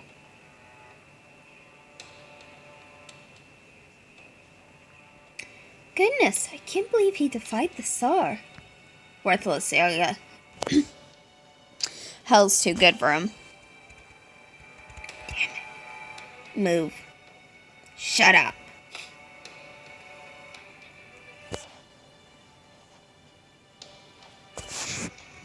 Did that Yaga do something bad? He's an incorrigible Yaga who forgot the debt of gratitude we owed to the Tsar. Now he's suffering the consequences for incurring the Tsar's wrath, and rightly so. Make sure you don't ever end up like him. Don't know what he was thinking to find the strongest being in existence. We all need to stick together if we're gonna survive in this world. Stick together, he says. What a laugh. It's so funny it makes me want to scream. All we do is abandon our weak. We cut them out like Kerchak entrails. In consequence, our numbers are always dwindling. That's who we Yaga are. We just keep dying and killing. We live without hope. We're just waiting for our inevitable doom without even trying to fight back against it.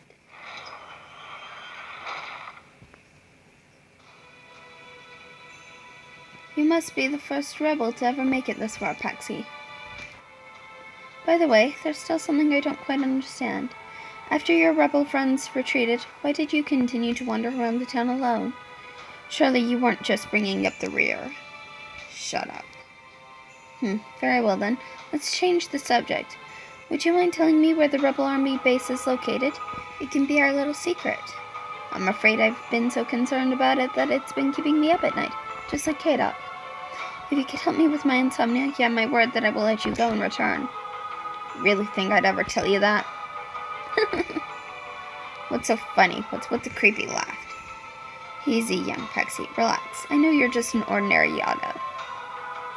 As I said before, I also know that even ordinary Yaga are highly resilient creatures, physically, that is.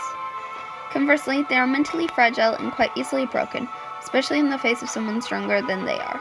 Perhaps it's their bestial instincts at work? Who could say? What are you talking about? What are you getting at, you evil bastard?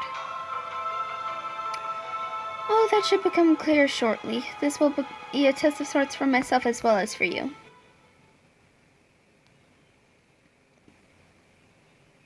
Oh no.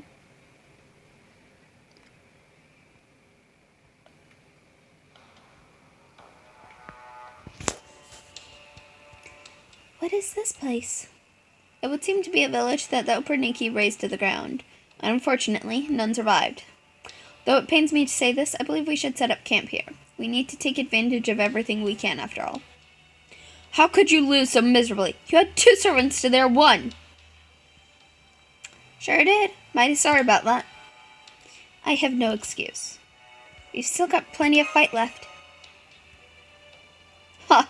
If that pathetic display was the best you can do, you'd just get your asses handed to you again. Care to repeat that for me, fella? Humph, it's true. Deep down, you know I'm right. Well, I believe what Gordolf is trying to say is that Servant is a fearsome opponent. As such, you could use all the help you can get. So why not have Antonio Salieri there join our side? Who are you lot? We're the Chaldea Security Organization. We came here from a place outside of Russia. Though I'm afraid we've lost the building that used to be our headquarters. At any rate, the person there with you is Miss Chaldea's last remaining master. There's also... I'm a Visabron. I take it you are the Salieri? Perhaps not quite in the way you imply, but yes, I will admit to being that Salieri. What do you mean? The name Salieri is synonymous with one thing. What's that? The composer who's most famous for allegedly murdering Wolfgang Amadeus Mozart. I am the embodiment of that reputation. Give me a moment while I remove this mystic code. Mystic code?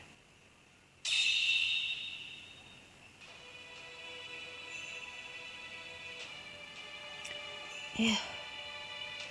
This is who I truly am. Take a look at my servant power for yourselves. Oh. You're quite weak. I didn't think there were any other servants in this world with lower stats than Shakespeare or myself. It would seem you even give Anderson a good run for his money. Of course, I'm just an ordinary composer.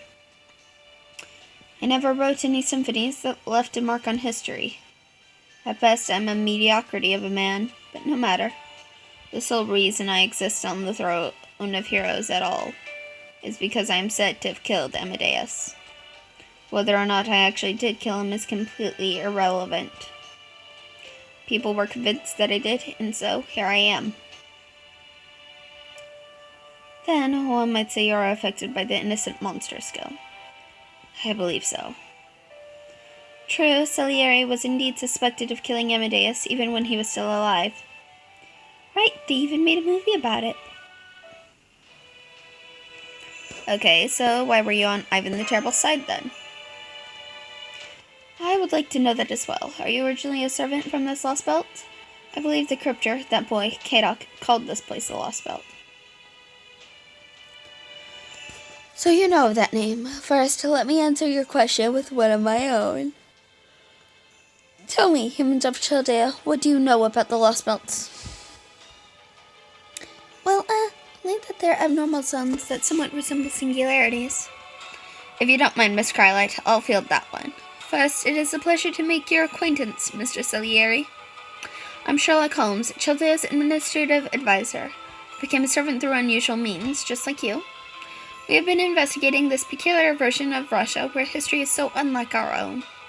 I have a number of hypotheses, but have been unable to find a critical element to tie everything together. Until you first mentioned that word. Lostbelt, a chronological table detailing an alternate path taken by human history, an unbroken strip that continues onward to the present day, rather than occupying a single point in time. No wonder it isn't like a singularity. A singularity is one point in time where history as it should went awry. After all, that is not the case here in Russia. In this world, everything is as it should be. Nothing has gone awry. It has history quite separate from our own proper human history, even though it is not a world gone completely mad like the singularities. No doubt the branching point was the great cold wave that struck 450 years ago, when Earth was thrown into a new ice age. And Russia as we see it now is the product of history moving forward from that point. So you're saying this is an ongoing deviation from human history? Is that anything like a parallel world? No, it's not that. These Lostbelts are something altogether different. If we assume that parallel worlds exist, then their civilization and lifestyle should also be fundamentally the same. By definition, they're closely tied to a well-defined base world. In other words, the base world and its parallel worlds are all following the same course. But let's say there is a world where history diverges radically, going completely off the rails. Say at one point something changes irrevocably. It could be a huge natural disaster or a major technological breakthrough. Hello. And the world that's gone off the rails is effectively erased from this universe, deemed to be something that doesn't belong. Once that happens, its destruction is all but assured. No matter how developed it might be, its evolution just ends.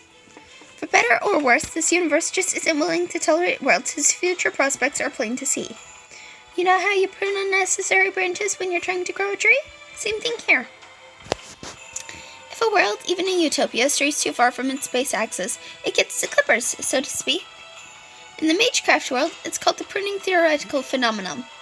And it's what allows our universe to keep expanding unimpeded. That's the Mages Association's stance, anyway. The pruning theoretical phenomenon, that Russia didn't end up as a frozen wasteland because of a plot, like what happened with the King of Mages. Correct. Its climate has always been like this, and it is in fact that very climate that led to the changes in human history. This is a world where history continued on past the 100-year marker, long after it would ordinarily have been burned away. In essence, this history lost to proper human history, but now it has appeared in our own world.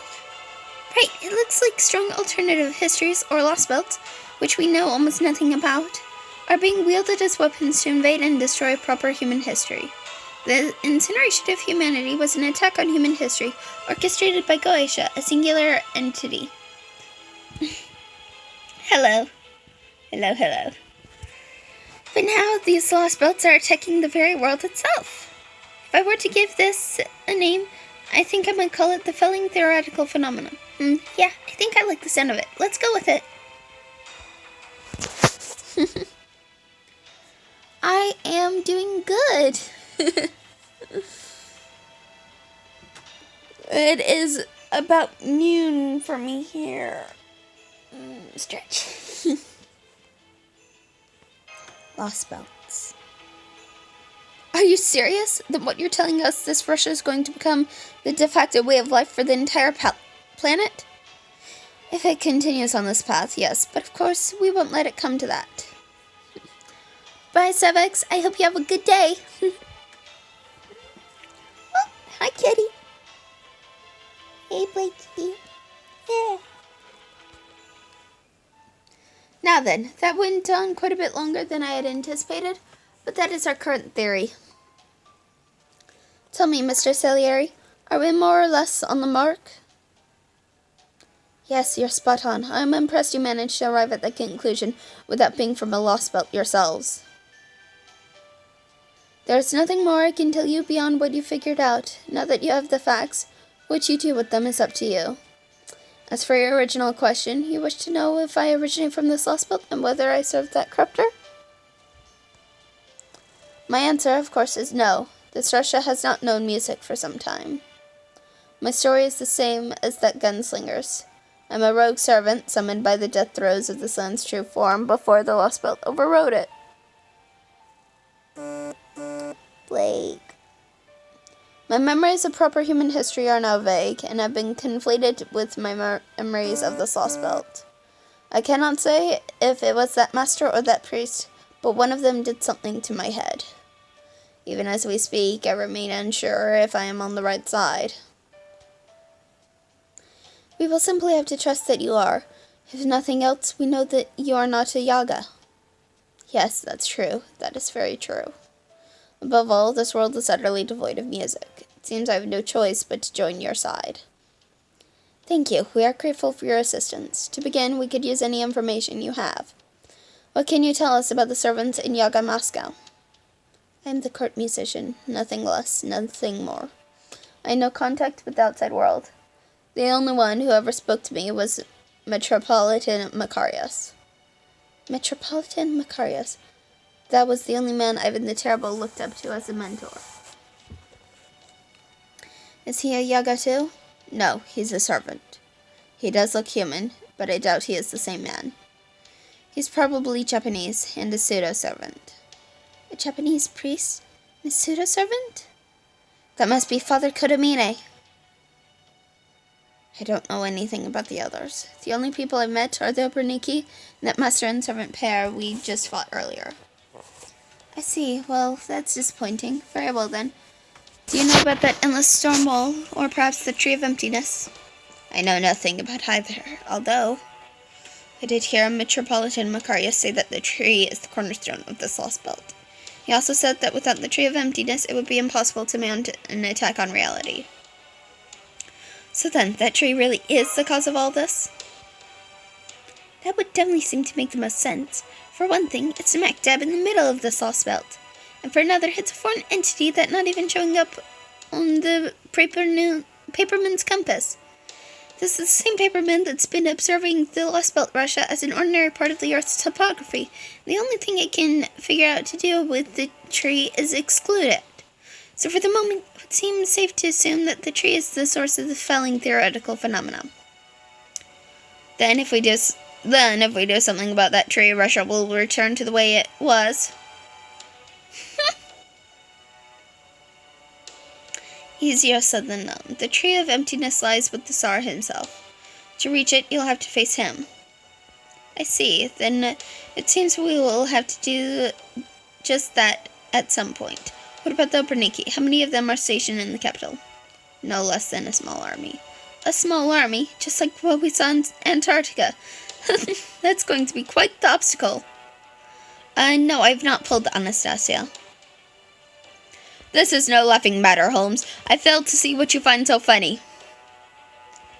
Is that mystic coat you were wearing an innocent monster too? That's right. I am the Grey Man, the one who drove Mozart to his death. Salieri is no more than an avatar I wear, so to speak, out of convenience. I have one last question. What do you think of this Lostbelt? I think it needs to be fixed. Isn't that what you people are attempting to do? Yes, that is certainly one of our goals. Mist, was it? I can see you are the conductor of this little orchestra. Are you mad? I am the commander around here. She's nothing more than an occasionally useful trombone. I take offense to that. I am a trombone player, and I take offense to that. I suppose that would make me the violin. Da Vinci, how do you feel about being the flute? Good grief.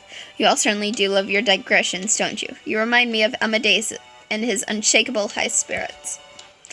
Mist, I would like to speak with Sherlock Holmes.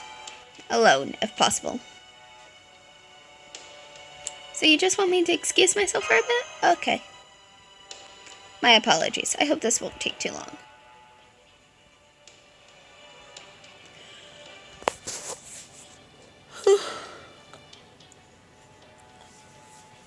Mighty curious to know what that Salieri fella wants to talk to Holmes about.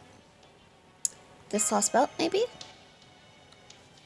That would be my guess. Salieri has been here longer than any of us. I expect he has his own sense of things.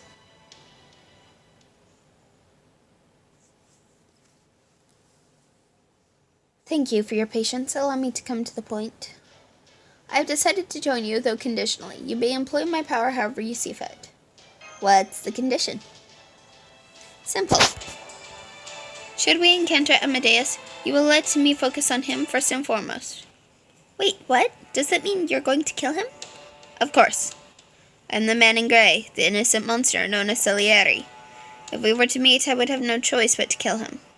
I can't accept that. If Amadeus has been summoned here, he's sure to be a servant from proper human history. If I had been summoned as an anti-hero, so tortured by malice that I was constantly writhing in agony, I would be so at odds with all of you that we would not even be able to have this conversation. I admit that earlier I was so overcome by a berserker-like madness that I simply went around mercilessly slaughtering any Yaga I encountered. But now I have regained my senses and my sanity alike. Even picturing Amadeus' smug, pear-shaped face does little more than make my skin crawl. In other words, I see, like master, like servant. That means that the Amadeus who is here is evil now. I suppose it is the fate of every servant to be influenced by their master's personality. That is why I will kill Amadeus. I must kill him. It is my destiny, my fate. What if Amadeus turns out to be on our side? If he is, then I will become your enemy once more. My purpose in life is to kill Amadeus. That will never change. Now then, that's enough chit-chat. We are returning to the rebel army's stronghold tomorrow, are we not? You should rest up while you can, master. Now, if you will excuse me. Yeah, I do like Sieg. So, Amadeus is our enemy now. I know we fought former allies before, like Cuchulainn, but it never gets any easier. I wouldn't worry about it if I were you. This friend-turned-enemy servant will be unaware of his betrayal. Take the heroes of myth. They have always been much more willing to accept shifting allegiances among both their friends and foes. It was their belief that they would all meet again in Eden, so they had no difficulty taking it in their stride when they became foes, when friend became foe, or vice versa. Above all, there is nothing you could do now that would undergo the encouragement he once offered you. Rest assured that he spoke truly, sincerely, and from the heart. That's a good point. Thank you, Avisaron. He sounded like a school teacher or something. School teacher, Thank you, but I'm very much unfit to be a school teacher. Moving on, we need to discuss Kadok's servant. I believe she is to him what Miss Krylite is to Mist, his personal exclusive servant. She is also, of course, the monster who encased all of Chaldea in solid ice. Right, I remember Kadok called her by her true name at one point, Anastasia. Where have I heard that name before? There are two famous figures by that name.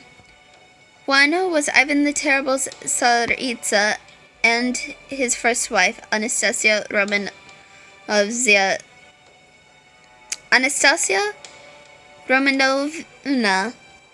Zakharina Yareva, who supported his reign from the shadows all her life. The other was a descendant of the Romanov dynasty, Anastasia Nikolaevna Romanova, a young girl whose passing was mourned by all in the tsardom. So which Anastasia are we dealing with here? I'm afraid there no need be suspense about this.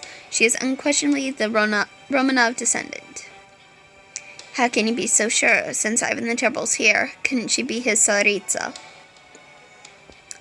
I've looked into Tsaritsa's Anastasia's history, and she is clearly not the type to relish the spotlight.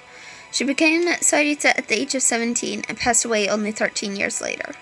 Ivan the Terrible took several more wives following her death, but he never opened up to anyone else. Generally speaking, one would indeed expect to find her with him, but it is highly improbable that she would be summoned as a servant. Of course, she could still have been an inhabitant of this world, just like Ivan the Terrible, which would have made her summoning possible. But given that she is human in appearance, it seems altogether improbable as well. So then she's the Romanov dynasty one. Precisely. Anastasia Nikolaevna Romanova. She is the Grand Duchess of Ice, a young girl who bore the brunt of Russia's darkness. Now then, allow me to share an abridged version of Anastasia's background and some of the secrets I managed to dig out from Chaldea's library. Chaldea's library? Wasn't that destroyed in the attack?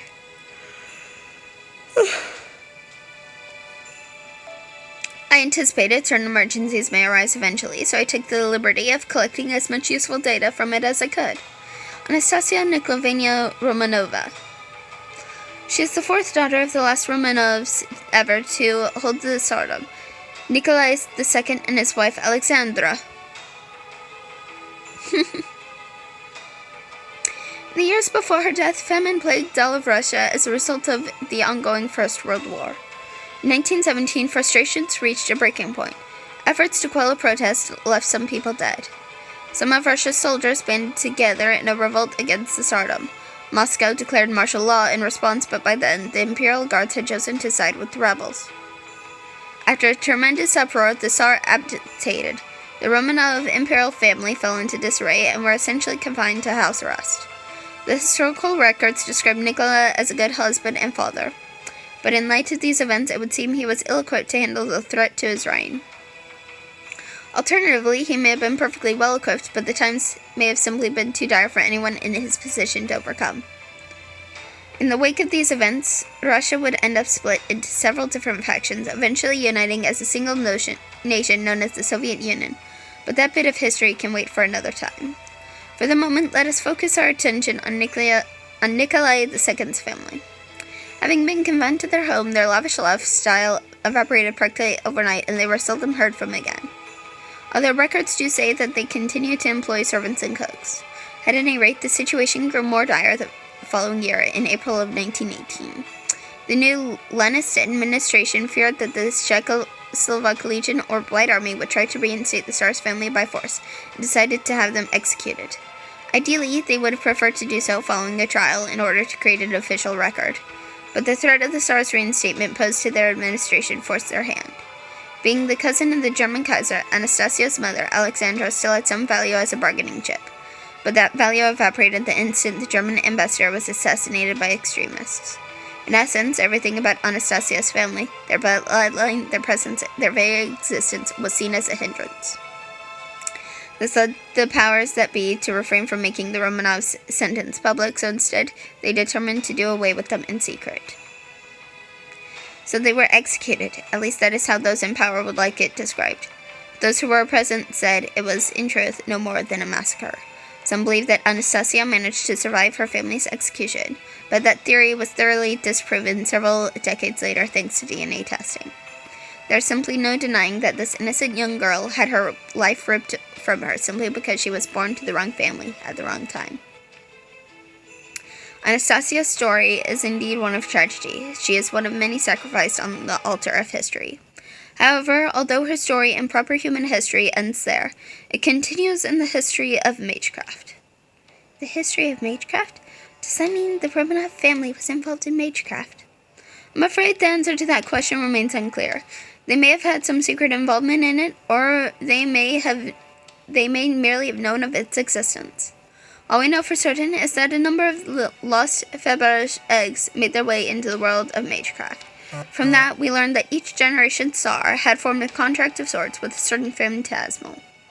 However, as this Roman phantasmal did not see fit to save Tsar Nikolai II's life, the notion was dismissed as false. But after seeing Anastasia fight, I have determined that there is another possibility. She is a shaman, a spirit keeper. In other words, it was neither her father, Nikolai, nor her brother, Alexei, who was the heir to the Romanov magecraft.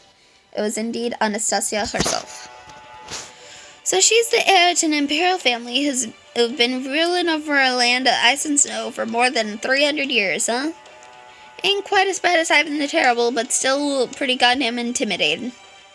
But here in this Lostbelt, Ivan the Terrible's tsardom has continued unabated for the past 450 years.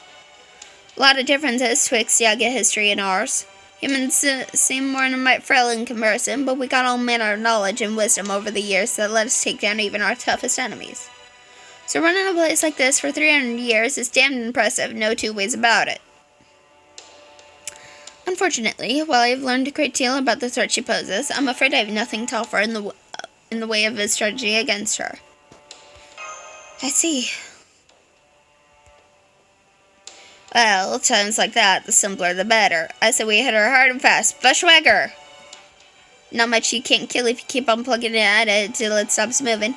If it bleeds, you can kill it. Perhaps the simple solution would be best in this case.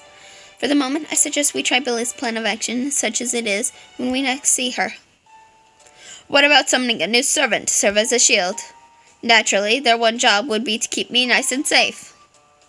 There you have it, everyone. In the end, you will just have to do the best you can with what you have. Yes, hit it until it dies!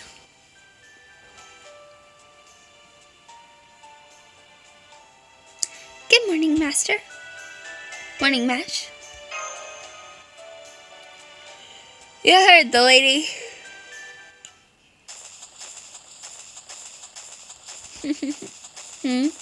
Golems, halt. Is something wrong, Visabron? That's a Diavoltron. It's surrounded by a large number of smaller demonic beasts.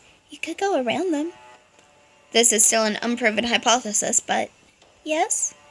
I believe that a Diavoltron would, well, make for good golem materials. Yes. Well, I suppose I'll just have to help you out. This will be quite a foe for our first battle together. Come then.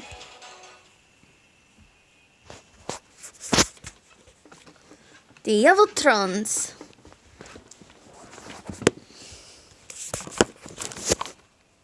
I suppose if they make good golem materials, we must assist our servants however we are capable of.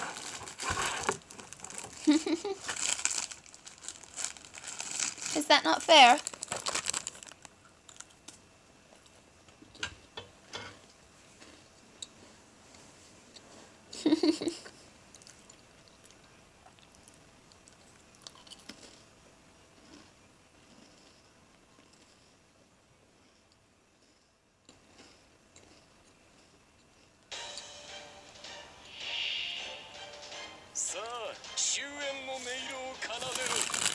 Okay. Curt shots. Okay.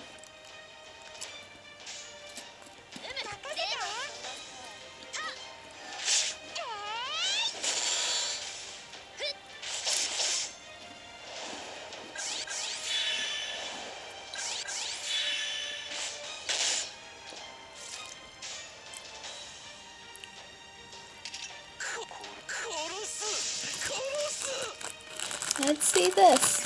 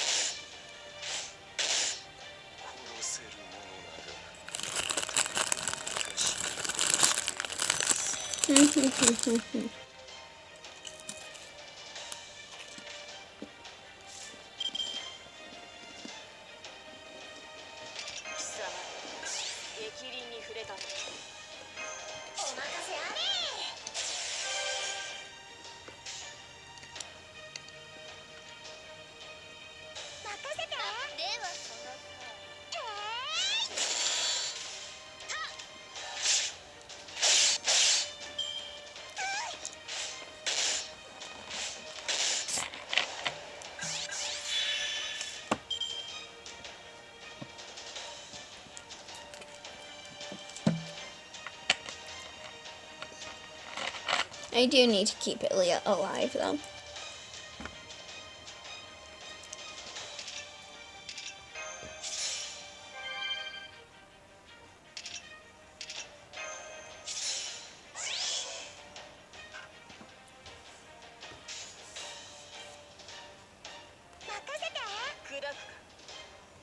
I think they changed target to that one.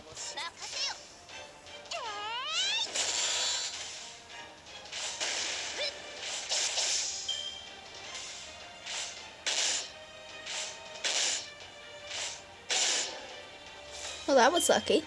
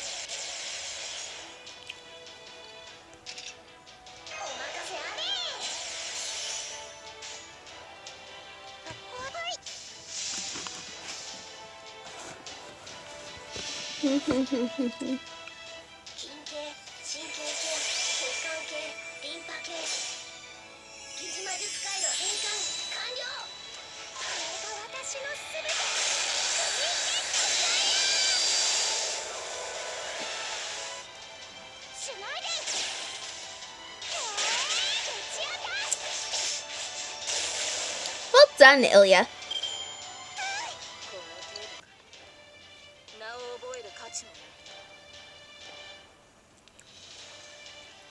That truly was just well done, Ilya.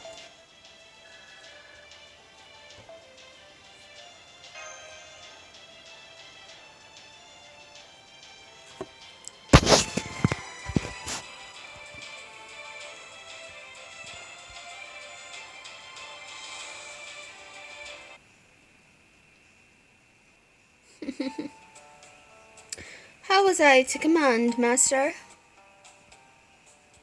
You looked awesome out there. I see, so you've taken a liking to this Misikoto mine. I knew it. We're almost to the rebel army stronghold now, Salieri. Soon we'll be able to introduce you to everyone else.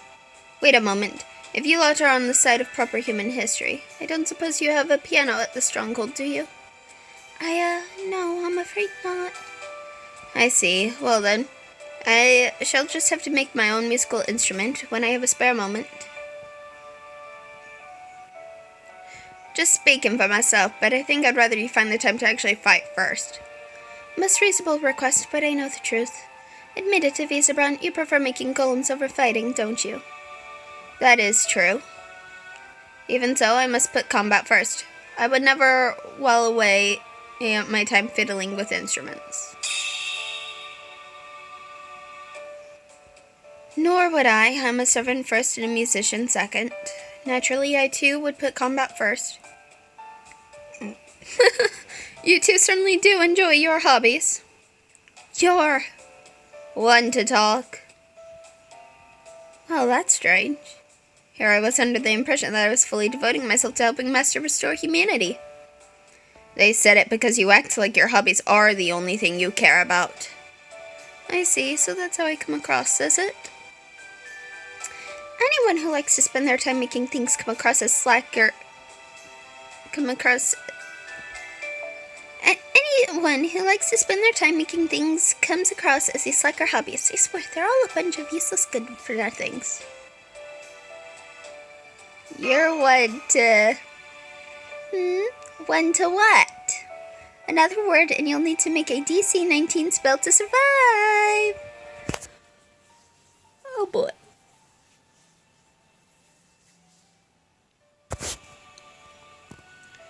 We're back! Hey, they're back! Open the gate! Welcome back! Mr. Golem, can you make a golem for us too, please? Normally, I would encourage you to learn the value of hard work while you are young, but I suppose your lives here are hard enough as it is. Here you are, a mini golem. It should be able to help you with your chores. Yay! I'm gonna work it like a slave! That is not its intended use. Good, you have returned. Are you a servant as well? I am. My name is Salieri. It's quite alright if you haven't heard of me. My name is of little consequence. Ah yes, Mozart's are, well... At any rate, why are you wearing that outfit? Innocent monster. I am the man in grey. I am the one destined to kill Amadeus. I only go by Salieri as a matter of convenience, but you may call me that if you like. Well, I suppose stories like yours are not too uncommon in this world. The circumstances of my own summoning were not exactly normal. Now then, Mist, there's something we need to discuss.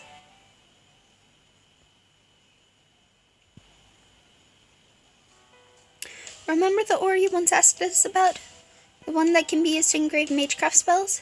At the time, I believe you also mentioned a jewel that could be used to control golems. Well, I managed to track down a lead on both. Oh ho, you don't say. Where are they? Not so fast. I would like to make a deal before I share my information. Not again. Yes, again. I cannot afford to lose your combat prowess. Trust Mist and Mash, but once your ship is repaired, you may end up leaving this world behind, right? Absolutely not. The problems here are our problems as well. We're not going anywhere until we've solved this crisis. You can count on that. Isn't that right, Director Godov? Yes, of course. Mash is quite right. This land's problems are our problems, and we won't run from them at the first sign of trouble.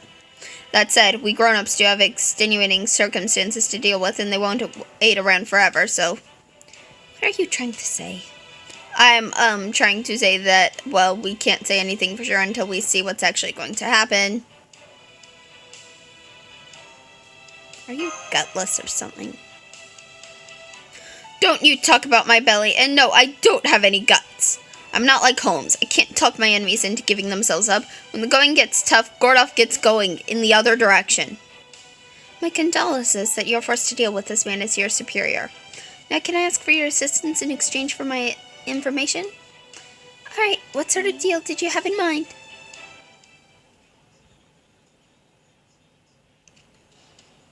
I will come right to the point. I want your help building a new stronghold. A new stronghold? Well, that sounds right up Visabron's alley. No, I think it would be too dangerous to rely exclusively on him. Dangerous? His power is not limitless in scope, nor is it a permanent solution. After all, these Yaga need to know how to fend for themselves even after we disappear. But doesn't that plan of action harbor a different sort of danger? Granted, learning new things always brings with it a possibility, but nonetheless. I understand your point.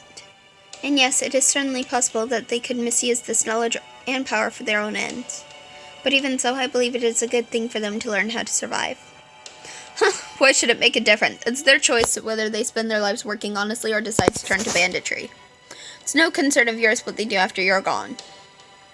Besides, it's human nature to be obsessed with keeping up with the Joneses. If anything, it seems to me as though providing them with supportive technology will only make their futures brighter. You do make a solid point, Director. Yes, I suppose you are right. It is the Yaga's choice whether to be weak and be eaten or to be strong and do the eating. or even to find a new path altogether.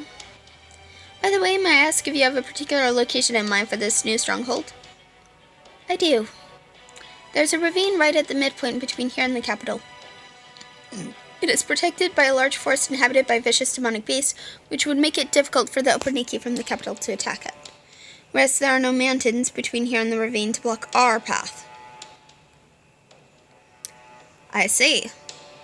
But in that case, wouldn't its natural defenses also make it difficult for you to attack the capital? Yes, I've considered that, which is why I've not moved there thus far. But now, scouts have discovered a tunnel that safely cuts through the woods. At the moment, this tunnel is still only partially hollowed out.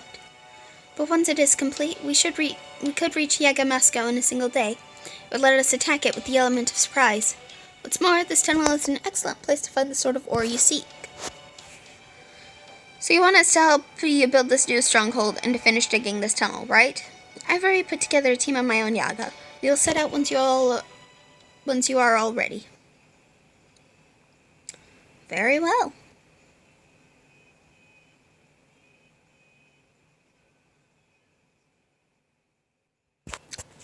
Very well indeed.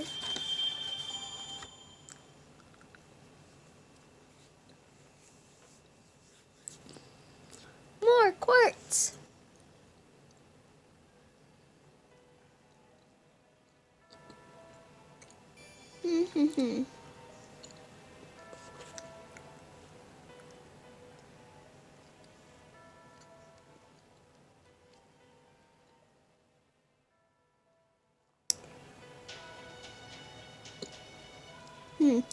So that's the tree there, quite clearly.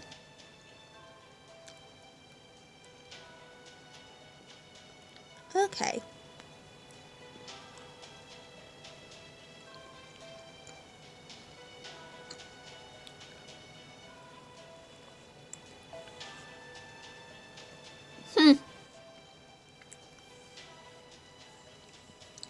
Section 16.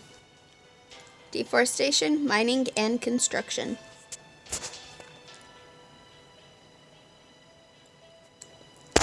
Fighting berserkers.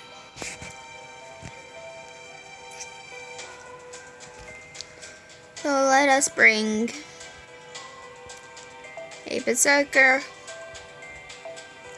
and a foreigner and another berserker.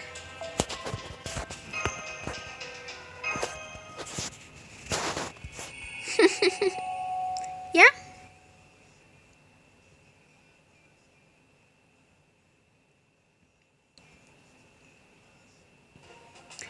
I asked Billy to hold down the fort while we were gone. It should be safe with him there. I would have enjoyed that particular assignment as well, but oh well. I hear something growling. There's a pack of demonic beasts nearby. Impressive, musician. I guess that refined hearing of yours comes in handy for more than just composing symphonies. Judging from the scent, the beasts must be in the marsh just ahead. If at all possible, I would prefer not to allow them to escape. We could very much use their meat to bolster our reserves.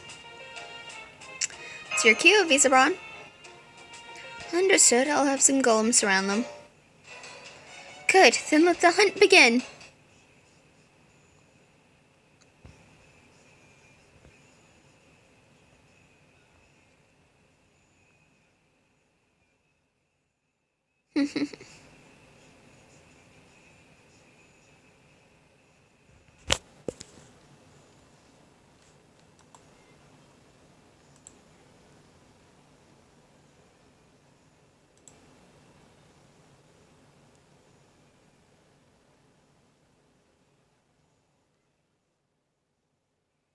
The kitty is meowing.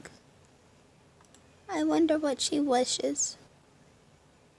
Actually, while this is loading, I'm going to go see.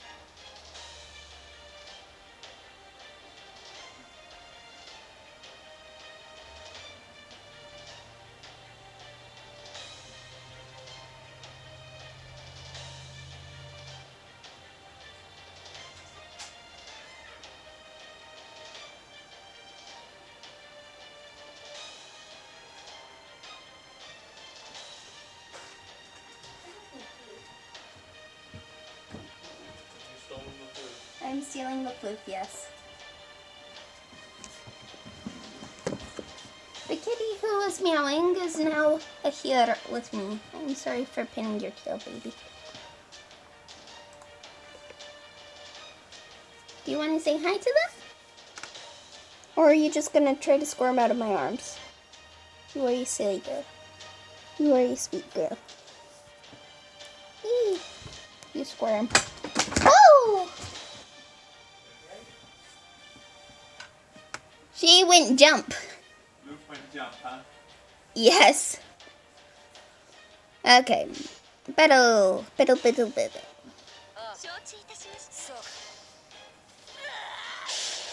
Yes, kitty jump.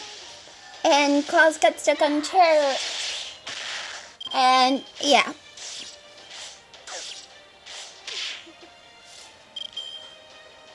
She is an adorable kitty though.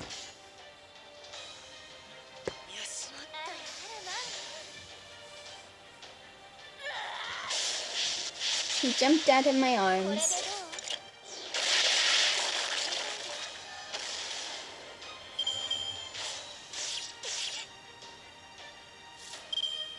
Don't know what she was meowing for, but oh well.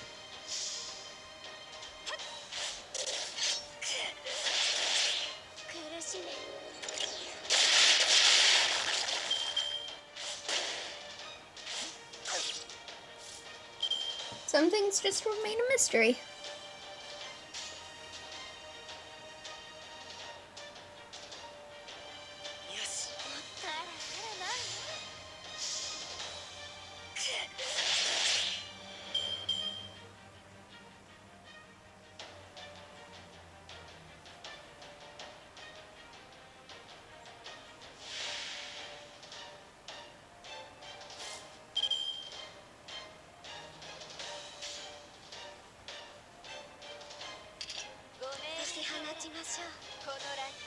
Let's hang on this here.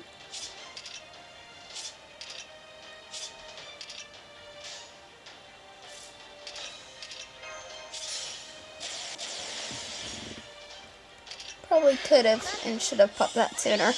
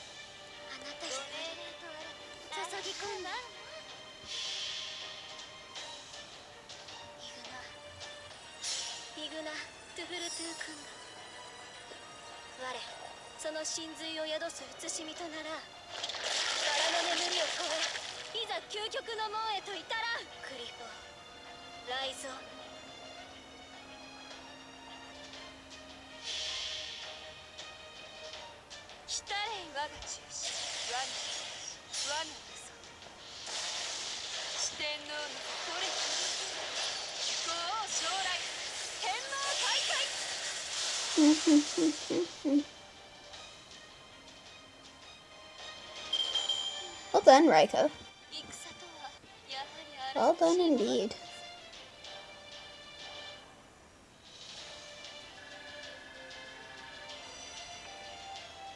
Oh, hey! Now that is something to celebrate.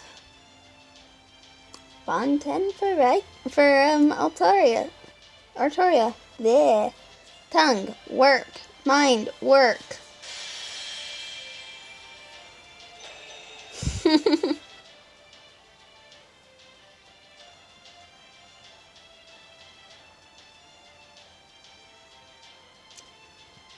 That is a pretty good boost, isn't it? Increase all allies MP gain by 15%.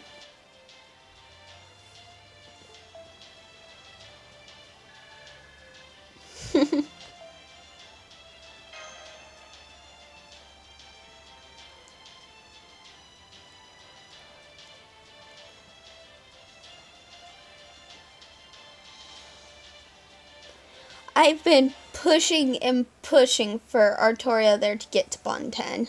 So, I'm rather glad she hit it finally. Anyways, did you get them? I did. My golems caught the stragglers when they tried to escape. Your golems really are a terrifying force in large numbers. I suppose so. I can make as many as I want as long as my magical energy holds out. True, yes, but what I find most unnerving about them is the sheer speed with which you make them. It is as though you carry a small army you can produce almost instantly wherever you go. I shudder to think what could happen if you had gone into the military rather than philosophy. Though I imagine those who count as your enemies would be shuddering all the more. I'm afraid I never had any interest in pursuing glory on the battlefield. That is perhaps for the best. But never mind that. I believe we should be reaching this ravine you mentioned soon. Indeed.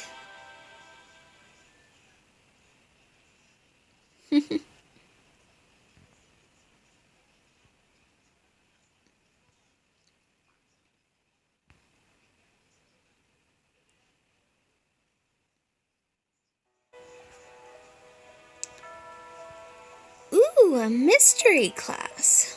Let's just use a bronze fruit for here.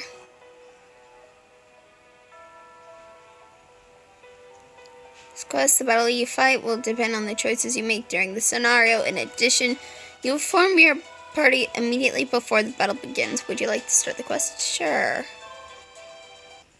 Let's go. As you can see, we are still in the construction phase. I will begin by dividing our forces into two groups. One group will cut down trees and gather lumber, while the other will dig out the tunnel. Mist, I would like you and your servants to keep the Yaga in one of these groups safe. Both groups are certain to encounter demonic beasts, whether they are procuring lumber or digging. We will begin work once you have made your decision. Which group will you help?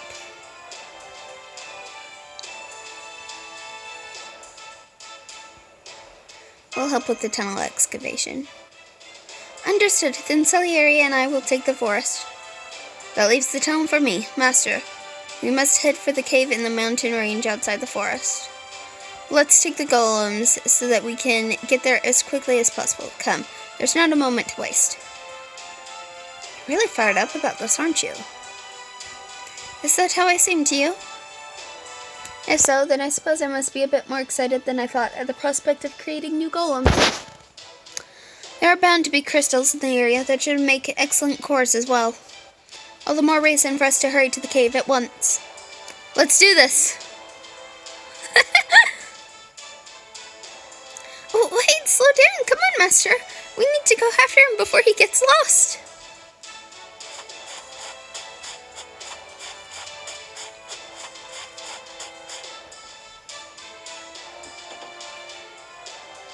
This will be my new workshop! Episabron? It's no use, he's so pumped at seeing all these materials that he's completely lost it. So, do you think you might be able to do something about the Shadow Border's armor with these? Something? Yes, if it's not too much trouble. Of course I can. I'll start loading up golems with materials right away. There's so much to move, we have no time to waste. Oh yes, I almost forgot. Would you all mind taking care of those giant demon boars?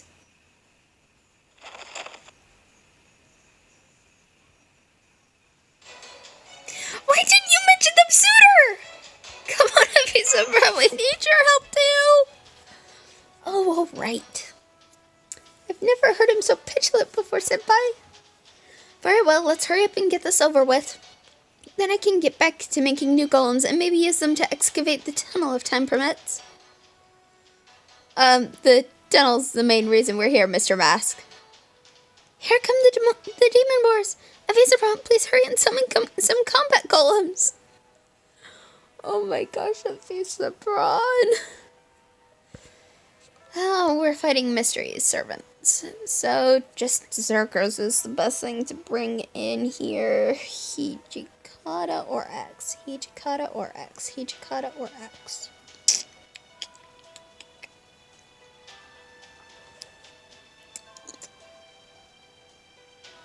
It's been a while since I've used Exalter. It's been a little while indeed. I don't necessarily need to bring her along now. So as backup, let's pop in Zerkerlot. Actually, no, he's Bunton, isn't he? Ibaraki will do.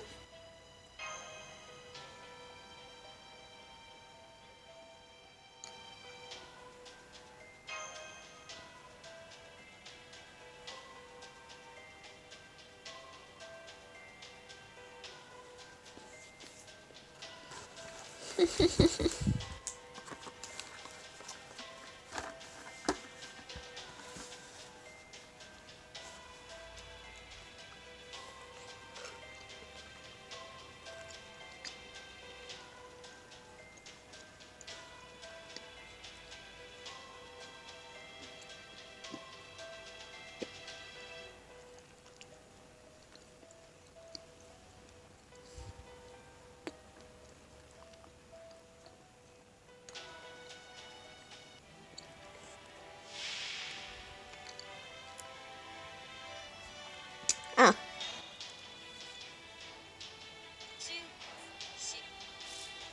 What a pain this is.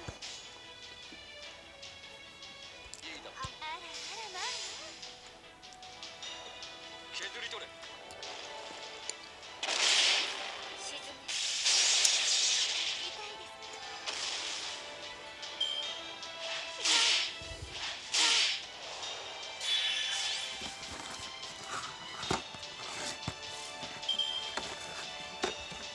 沈め痛いです 動け。ゴーレム。予備了解した。行け。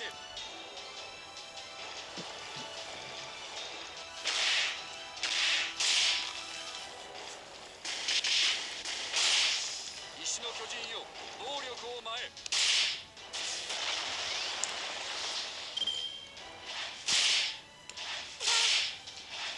失敗したか。 Oh, goodbye, Elisa Ron. だが次こそは。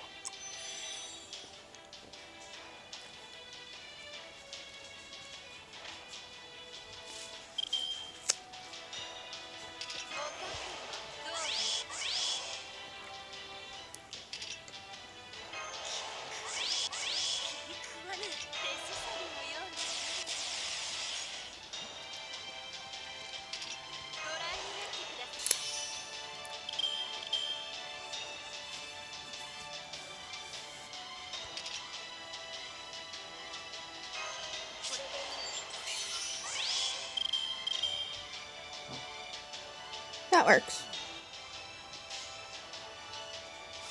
Let's also do that. Pop that as well. Do need her to live as well. And then let us unleash hell.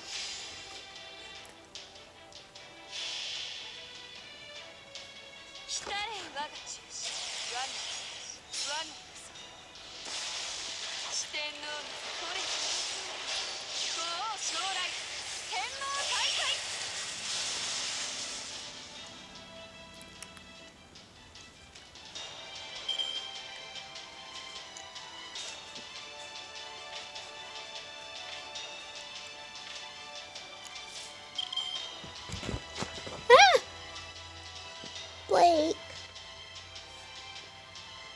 Silly kitty. Silly kitty.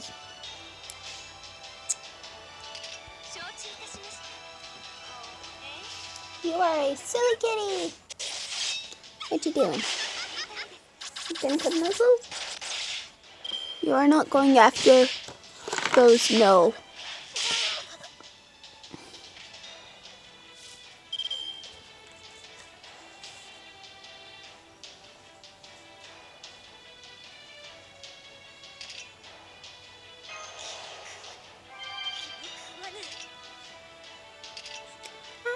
Puppies. Let's keep her alive a bit more. And yeah, like that.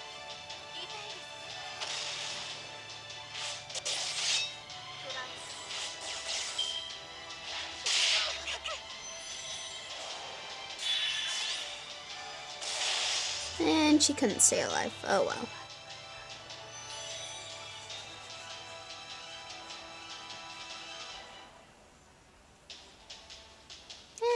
Wiki.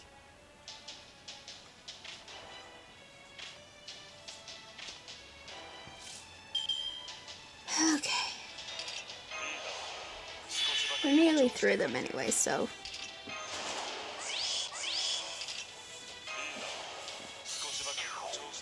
You looking for Kenneth Ravioli?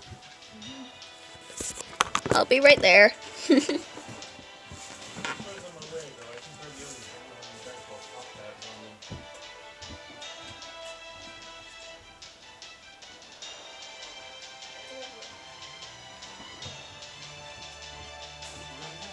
Yep.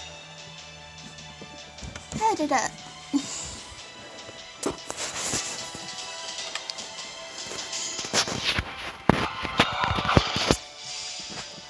Wee, kitty. Hey, baby. You just want noses, don't you?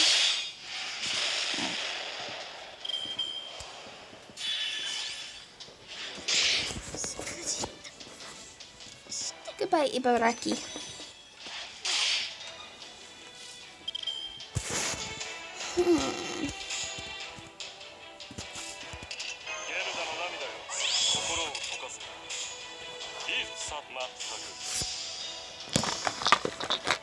I suppose getting his noble phantasm will be highly beneficial, so.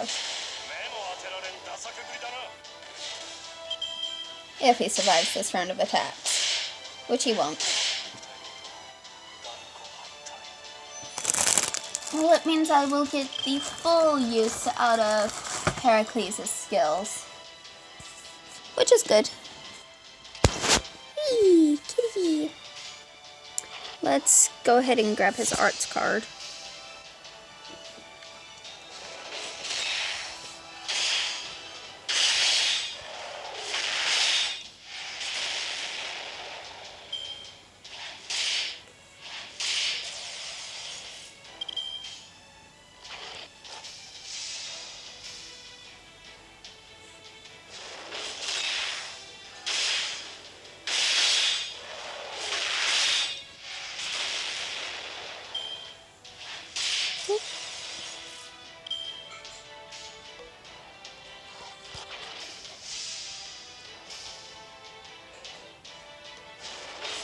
Baby, what you doing? You leaving?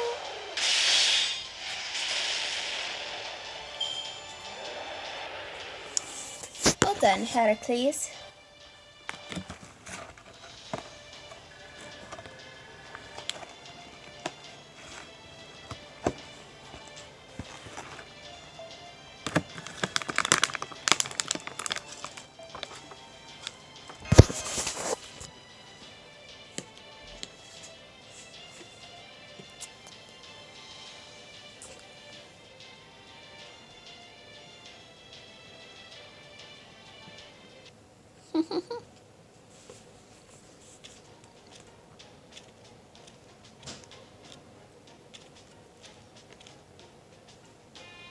Now then, I think I shall use these demon boar bones to make golems as well. Perhaps I should call them Dragon Tooth Warriors in that case? Like, that's amazing. I never thought the day would come when I'd hear you make a joke of Isabron. I do apologize for that. Thankfully, I've come to my senses, so I'm quite alright now. So how about the Shadow Border's armor? See anything that could be used to fix it? I can only make an educated guess based on the damage I saw in the hull. But I believe this material should suffice to prevent further damage to the body in future zero-sale excursions. We should even have enough to create a spare set of armor, though of course it will take some time to excavate all the materials. Wonderful, then let's get it fixed up and take our leave of this godforsaken frontier already. And how are we supposed to fix this whole ordeal if we just run away from it? Well, it seems Miss Atalanta's suspicions were more than justified. At any rate, we all have a lot of work to do. No time like the present to get started.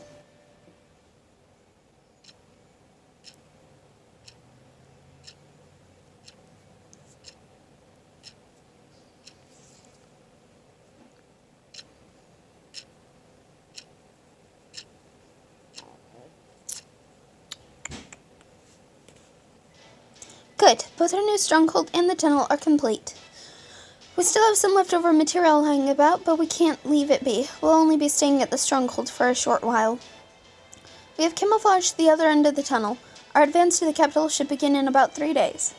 The next step is to contact Beowulf and have him and his Yaga create a diversion. Then, that means... Yes, it is finally time. We will liberate the Yaga of this world from the Tsar and his Opriniki's reign of terror. We're going to make our way into Yaga Moscow itself and defeat Ivan the Terrible.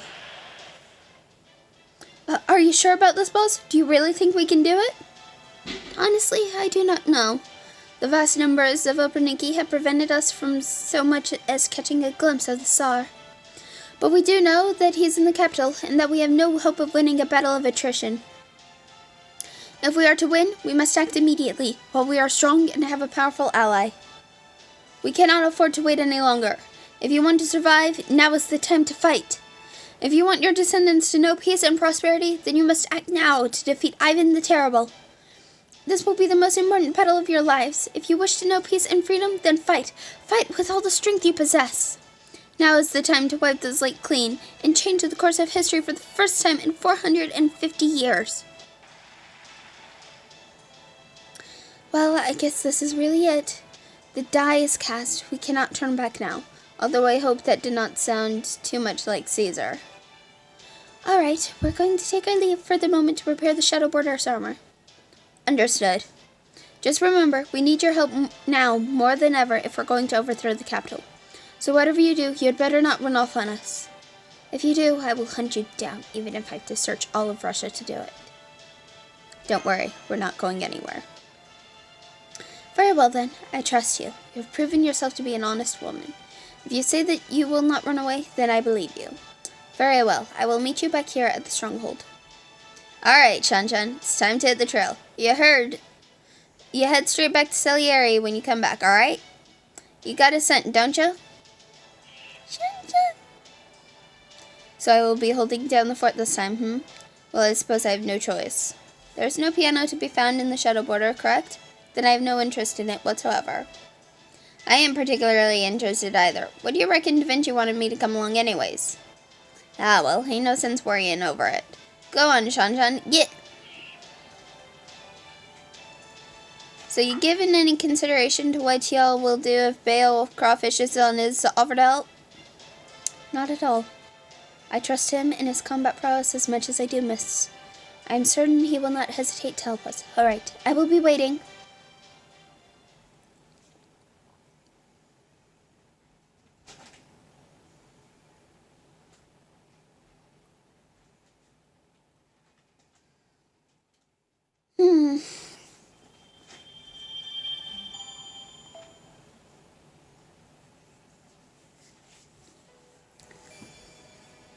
And with that, we could start section 17, but we have been going for about 3 hours. I don't want to kill my voice.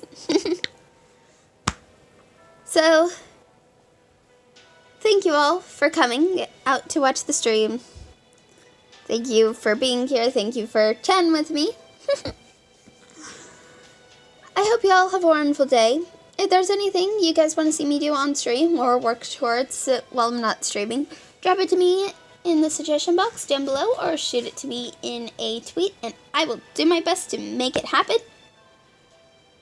I hope you all have a wonderful day and I'll see you guys in the next stream. Bye bye.